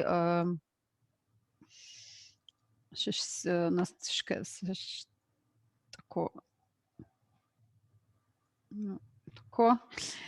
Želela iti skozi vprašanja, ki se nanašajo na razvoj zelene logistike v Sloveniji, predvsem kje smo danes na tem področju izvajanja ali pa ozelenitve logistike v Sloveniji, kje so težave pri izvajanju ali pa ozelenitvi logistike, kaj so vzroki za neizvajanje ambicioznejših projektov. Vemo, da danes se sicer dosti denarja je predvideno za posodobitev železniške infrastrukture, pa za vlaganje v vozila na alternativna goriva, kaj drugega pa ne.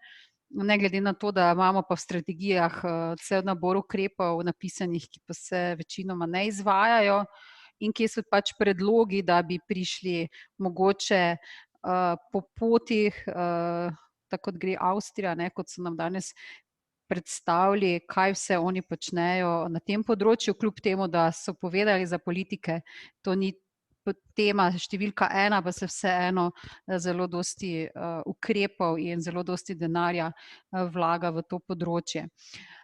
Mogoče bi pozvala predstavnike Ministrstva za infrastrukturo, če še kakšen tukaj, predvsem mogoče v prvi vrsti Direktorata za kopenski promet, če pa ne, pa pač predstavnika za trajnostno mobilnost, da bi se mogoče vseeno predebatirali o sistemu v Sloveniji.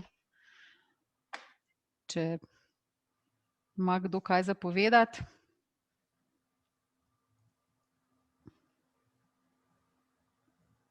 Kaj je kdo tukaj iz Direktorata za kopenski promet? Ne. Okay. Gregor? Jaz sem čakal v bistvu, ker Alojž Habič, ki je še napisan tukaj, je iz Direktorata, pa sem čakal, če se bo on odzval, kaj karkoli. Jaz bi vseeno vprašanje imel pred sabo, če je možno. A lahko nazaj? Ker se mi zdi okej, da pač pravzaprav tudi o tem še debatiramo, no. Malo po vprašanjih, malo da se usmeritev, ki jo imamo, no.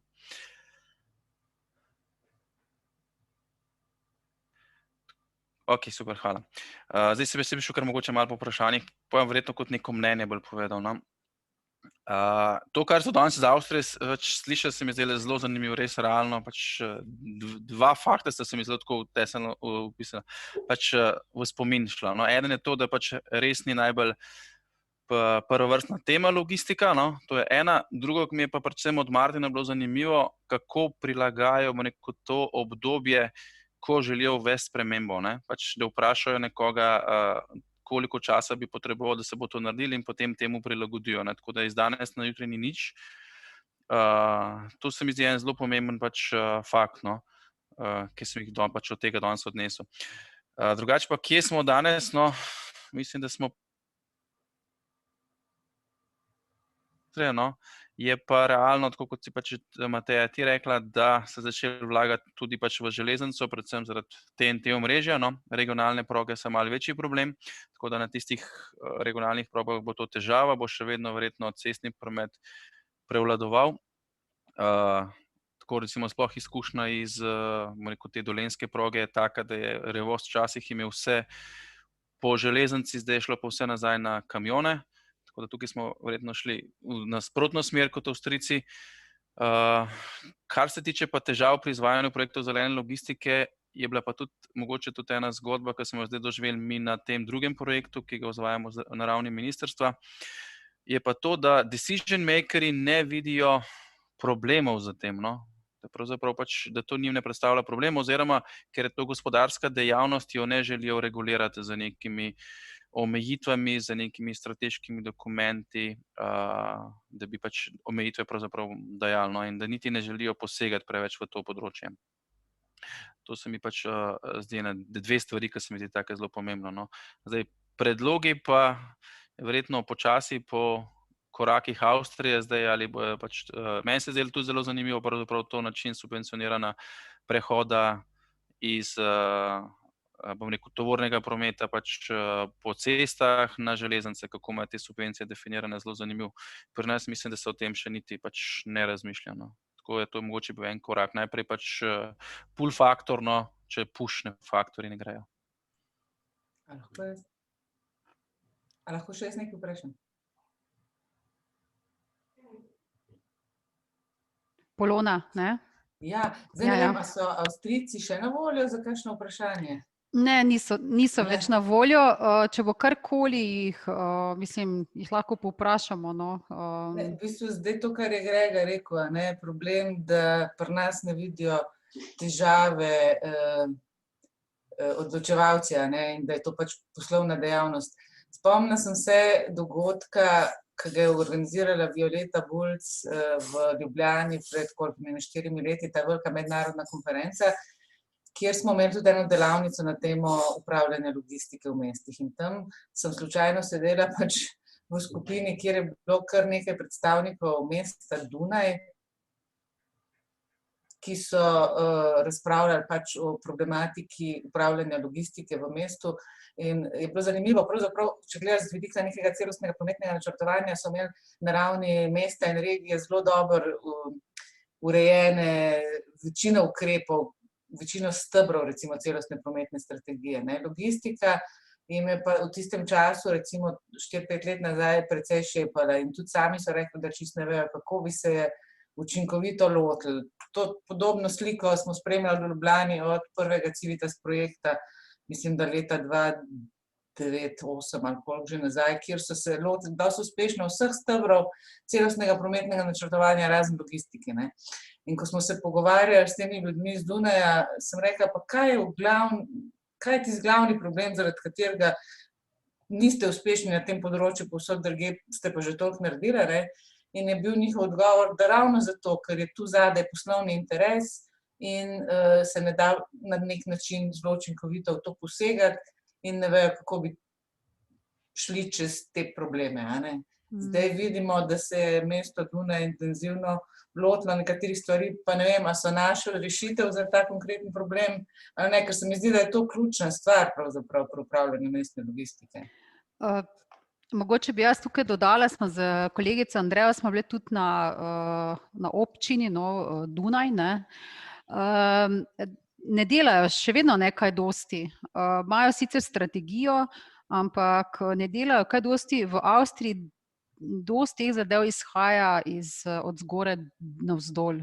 To pomeni, na ministrstvu so zelo aktivni, izvajajo številne ukrepe in potem mesta tukaj pač se mi zdi, da koliko so pač prisiljena v to, oziroma da prihaja do nekih inovacij ali pa nekih raziskav ali pa nekih rezultatov, to, kar dela ministrstvo, da potem to mesta prevzemajo.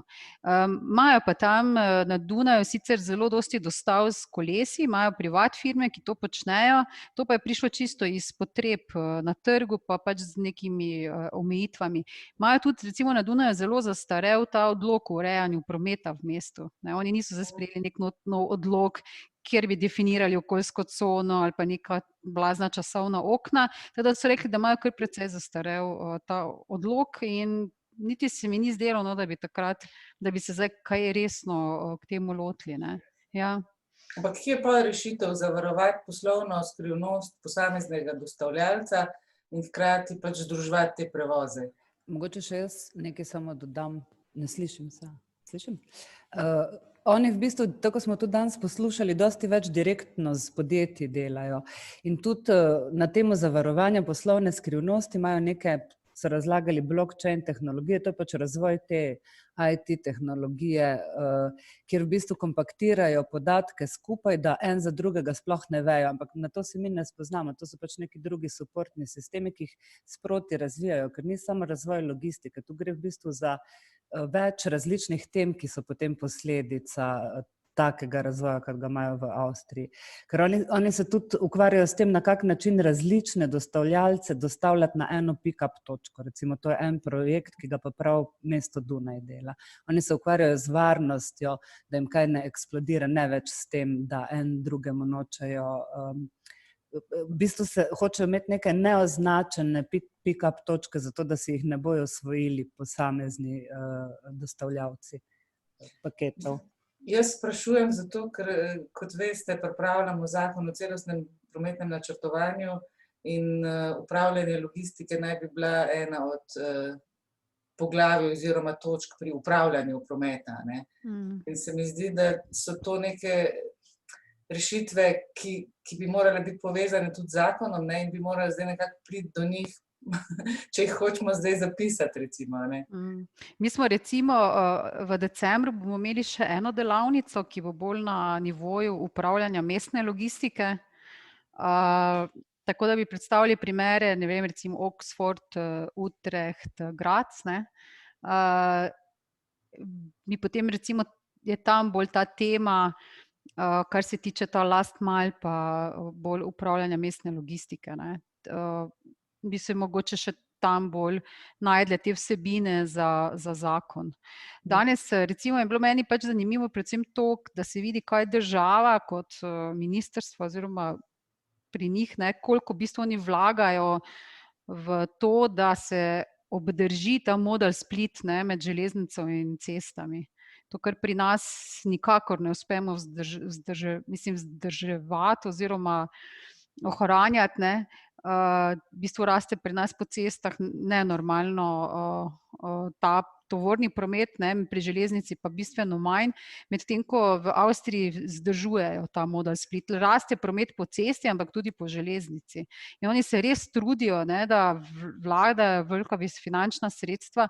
Oni tudi subvencionirajo recimo gradnjo industrijskih tirov, gradnjo tovornih terminalov, pri nas tega mi nič ne počnemo.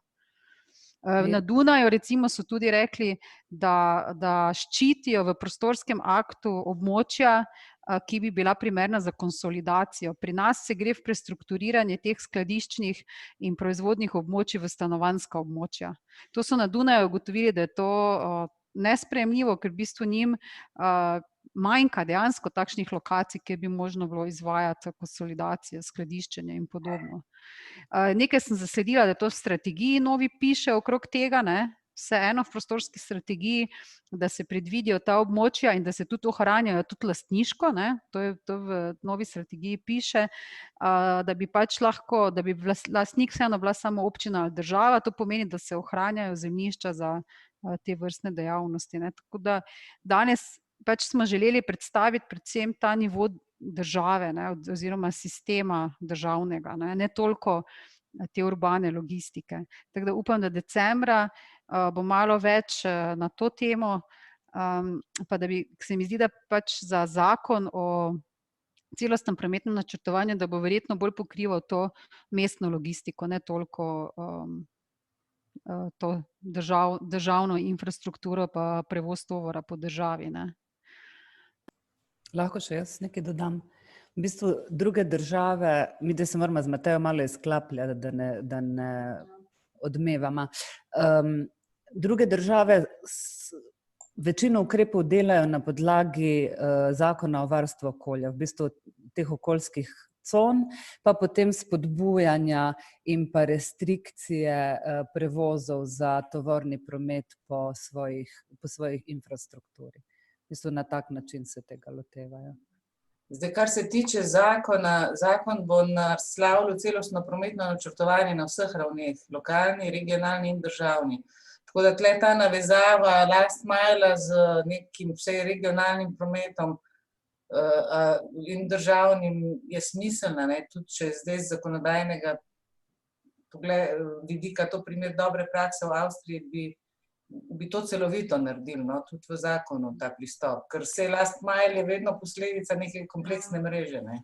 Ja, samo recimo v bistvu infrastruktura, po kateri recimo tranzit poteka itak državna in to je v bistvu stvar strategij, se pa država jih lahko izvaja, se to ne rabi v zakonu pisati. Mislim, to je stvar strategije pa nekega akcijskega načrta, no, ne vem. Smem jaz eno stvar, morda priti do besede, samo če lahko. Jaz prihajam iz transportnega podjetja, delamo predvsem transport na dolge razdalje, ne last mile delivery. Prej sem bil pa 20 let v akademskih sferah, bom rekel, na fakulteti za strojništvo in sem sodeloval tudi kar nekaj projektih povezanih z transportom, ne. Zdaj, že pri eni predstavitvi, mislim, da eni prvih predstavitev, ki je bila danes, sem opazil, da se vedno govori samo o ton-kilometrah, pa kako so tovornjaki prazni, ne. Dejstvo je to, da bi bilo treba gledati tudi kubične metre, kilometre, ne. Se pravi, niso vsi tovori, nekateri tovori so tako voluminozni, da nimajo mase, ne, in tega je zelo dosti. Recimo, če peljete, bom rekel, cel kamion spužve, ne, jasno, ta ne bo zavzela dosti mase. Se pravi, ni edino merilo to, ali so tovornjaki prazni ali polni, samo to, koliko ton ima tovornjak naložen, pa koliko ton kilometrov prevozi, ne. Na nek način je transport tudi v veliki meri samoregulatoren, ne, ker dejansko konkurenca tukaj je izjemno velika, ne, in če vsako podjetje ima zelo dosti praznih kilometrov, se pravi, da vozi tovornjak prazen, ne, ali pa da ni naložen polno, ne, zelo težko zmaga v tem konkurenčnem boju, ne, se pravi, tukaj je neka optimizacija samega transporta že v sami naravi tega biznisa, ne, se pravi, vsakmu je interes, da ima tovornjak čim bolj poln, kolikor se da, ne. Pa tudi dosti mitov, se bom rekel, tukaj prenaša še vedno naprej, ne, nekako ne presešamo, recimo tudi problemi spustov tovornjakov pa tako naprej, ne. Dejstvo je, da bi morali tukaj fokus zdaj iskati na drugo stran, ne. Mislim, da Euro 6 je že kar zadovoljil standard, meritve na terenu dejansko kažejo, da so izpusti zelo ustrezni in da nima smisla zaostrovati neskončno bolj te standarde, zaradi tega, ker že težko zmerimo sploh kaj. Kar nekaj let sem delal tudi na področju meritev izpustov in vem, da smo že nekako na mejah merljivosti, ne. Ampak da bi fokus šel na drugo stran, ne, na tem področju, da bi šel fokus na ta stran iskanja tistih, ki sisteme same, bom rekel, predelujejo in dejansko Euro 6 tovornjaki niso več Euro 6 tovornjaki, ne, se pravi, zelo dosti takih zadev se govori, moramo zaostriti emisijske standarde pa tako naprej, ampak mislim, da ne, moramo iti morda kdaj tudi v drugi smeri dejansko pogledati, kdo jih pa te emisijske standarde, ki so že krši, se pravi, usposobi tehnične preglede, da te tovornjake pogledajo, ne, če so res ustrezni. Stvar je taka, da bo verjetno transport tudi po cestah še kar nekaj časa z nami, ne. Definitivno bo moralo iti kar nekaj tega tudi na železnice, obvezno, drugače mislim, da ne bomo doživeli dejansko prometni šok, ne. Ampak moramo se pa vseeno vprašati, kaj pa v tem času, a bomo še kaj vlagali tudi v cestni transport, se pravi, a bomo tudi tukaj izboljševali stvari ali ne. To se mi zdi izredno pomembno. Recimo, vedno zelo radi govorimo o rešitvah, ki so zelo v prihodnosti. Ne vem, električni tovornjaki, ki bodo vozili na dolge razdalje, ne.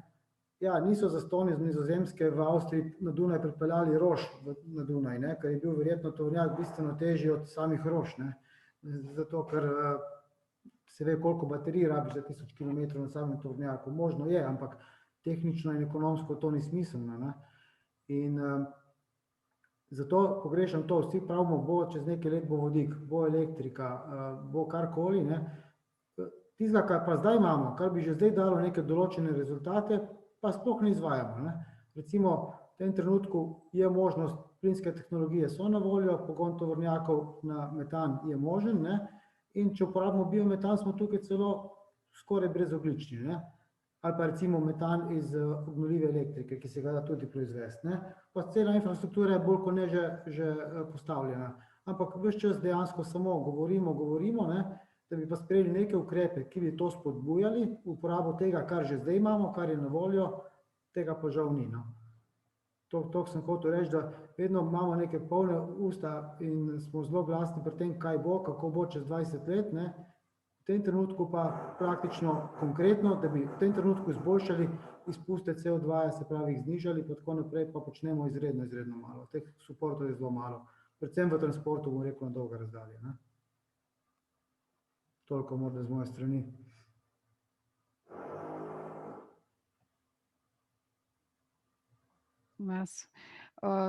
Ja, če še, kot je bilo povedano, teža vozil na električni pogon, najbolj vemo, električna vozila tudi nek specifični zvok oddajajo, pravijo, da so celo na višjih hitrostih bolj hrupna.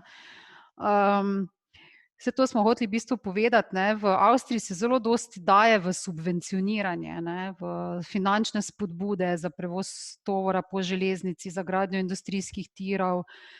Tako da verjetno da je tu v bistvu pomembno, ne, da se predvsem začne vlagati pač poleg gradnje infrastrukture, ne, železnice normalno, da se vlaga tudi v spodbude za prevoz po železnici, pa pač z drugačnimi vozili. Ne vem pa, zakaj se to ne izvaja, no, oziroma želeli smo dobiti koga iz direktorata za kopenski promet, da bi mogoče pojasnil te stvari, kdaj se bojo začeli recimo bolj intenzivno spodbudati ali pa subvencionirati tovrstni prevozi oziroma prevozi na takšen način. Če bi še kdo imel kaj za dodati? Jaz lahko samo še nekaj. Koliko se jaz spomnim, je bilo tudi v tvoji začetni prezentaciji, Mateja, da ekosklad oziroma pač iz podnebnega sklada je namenjenih kar precej pravzaprav virov ravno o tem, kar je gospod Rodman govoril, ne, če se jaz spomnim, pač da bi šli za temi vozili, ki zdaj so tudi bolj na čiste pač pogone, vi ste pač biometan pravzaprav izpostavili oziroma metan, da je za to bilo namenjeno. Vem, da je bila tudi neka zgodba z našega ministrstva pač glede menjav pnevmatik, da so potem pač tudi manjši upor, manjši pač hrup se proizvaja in vse to, vendar je bilo pač na ekoskladu oziroma kjer govorimo to mogoče spet malo težava pri strukturi, ne, če gledamo Avstrijci imajo najprej klimašuc, pa potem je še, ne vem, še 5 drugih področij imajo in eno teh je pač tudi mobiliteta, ne, pa transport. Tako da vem, da je bila takrat težava tudi nekaj na medministrski ravni, glede pač določene pogoje, da bi taki razpisi šli preko ekosklada čez, ne. To pomeni, da sta dve različna resorja, ki se ukvarjata z tem področjem in že tukaj pride malo do navzkrižja, se mi zdi, no. Tako da, ker predviden je, nekaj razpis je bil, vendar na koncu mislim, da ga ni bil izveden, ne. kolikor je meni poznano, no. Tako da. Ja, tako je. Ekosklad je rekel, da se pač s tem ne bo ukvarjal, ne? In je načeloma to prenesel na ministrstvo. Ministrstvo v prejšnji sestavi vlade zadevo pripeljalo precej do konca, seveda z novo vlado se je začelo vse znova, ne? In ko bo naslednja, se bo spet začelo vse znova. Tukaj ni nobene kontinuitete in to je en hud problem, ne? In dejansko, recimo, čist primer, ne? Trenutno v Nemčiji za plinske tovornjake ni cestnin na nemških avtocestah, ne? Z neko spodbudo, da bi tudi slovenski prevozniki kupili take tovornjake, bi jim omogočili, da bi ogromno pošparali pa postali recimo bolj konkurenčni, ne? Pa dejansko še obenem naredili tudi nekaj za okolje, izpusti CO2 so nedvomno nižji, tudi izpusti ostalih onesnažil so nižji, ne? Ampak ne, mi čakamo, ko bo prišlo konec leta 2023, do tega roka pač je ta ukrep sprejet, ne, bomo pač ugotovili, da nismo znali tega denarja v Nemčiji pobrati, ne, in to je zelo žalostno, ne. Se pravi, z nekimi spodbudami spodbuditi slovenska podjetja, da kupijo, bom rekel, zelene tovornjake, ne, in jih potem uporabljajo, pri tem profitirajo oni v biznis modelu in profitirajo tudi okolje, ne, kar je win-win situacija, ne.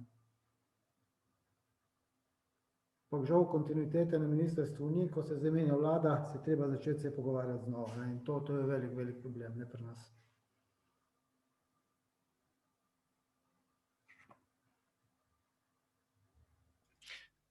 Lahko še jaz ponovno, še malo, ne.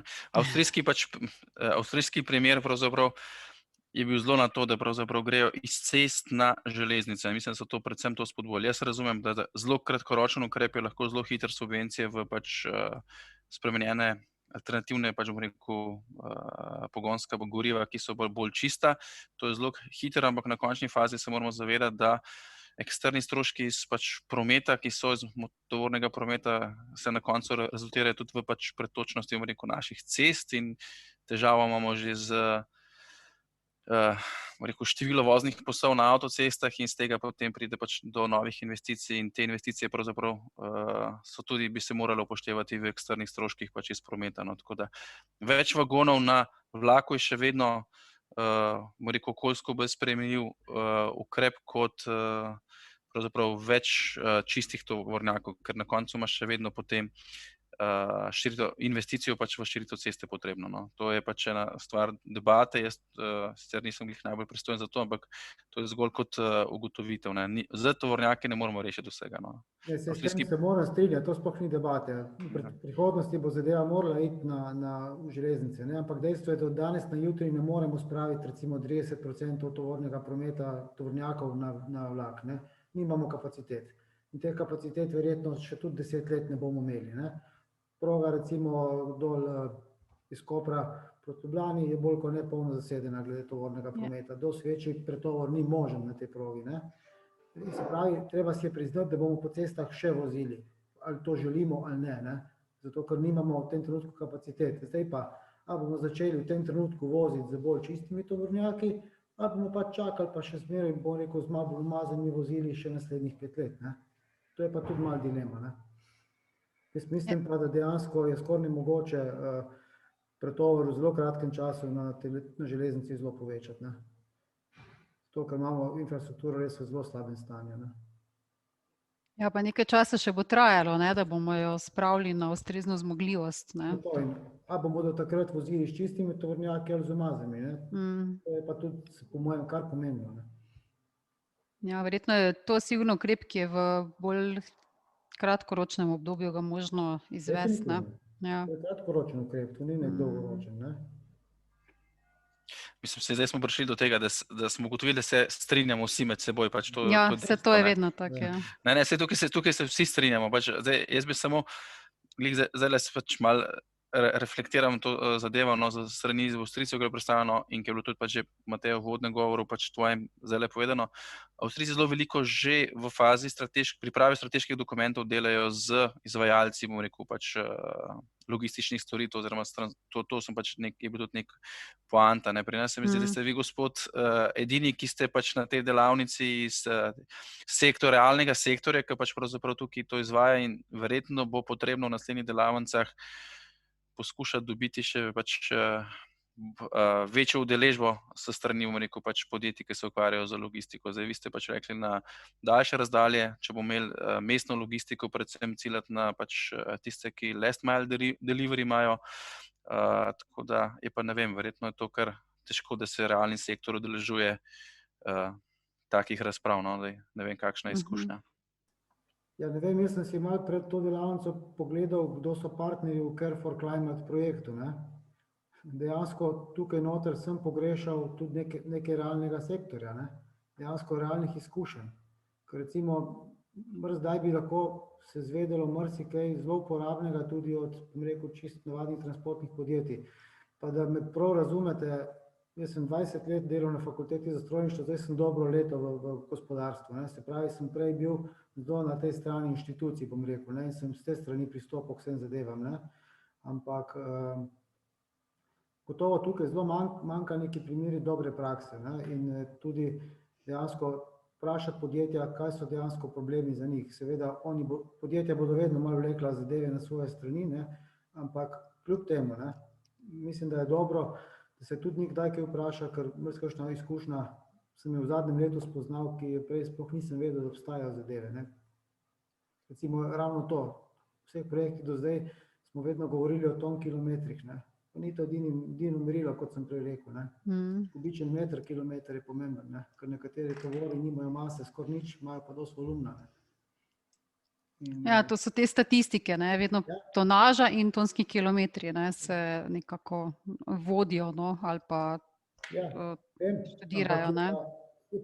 Te statistike prikazujejo, bom rekel, lažno prazne tovornjake, ki pa niso prazni, ne. Tovornjak seveda nima 24 ton, koliko lahko sprejme mase, ima pa zapolnjenih recimo 120 kubičnih metrov, kar je maksimalno, koliko lahko sploh naloži, ne. Dejansko tukaj je tudi problem, ne. Mora toliko z moje strani, no. Ja, hvala.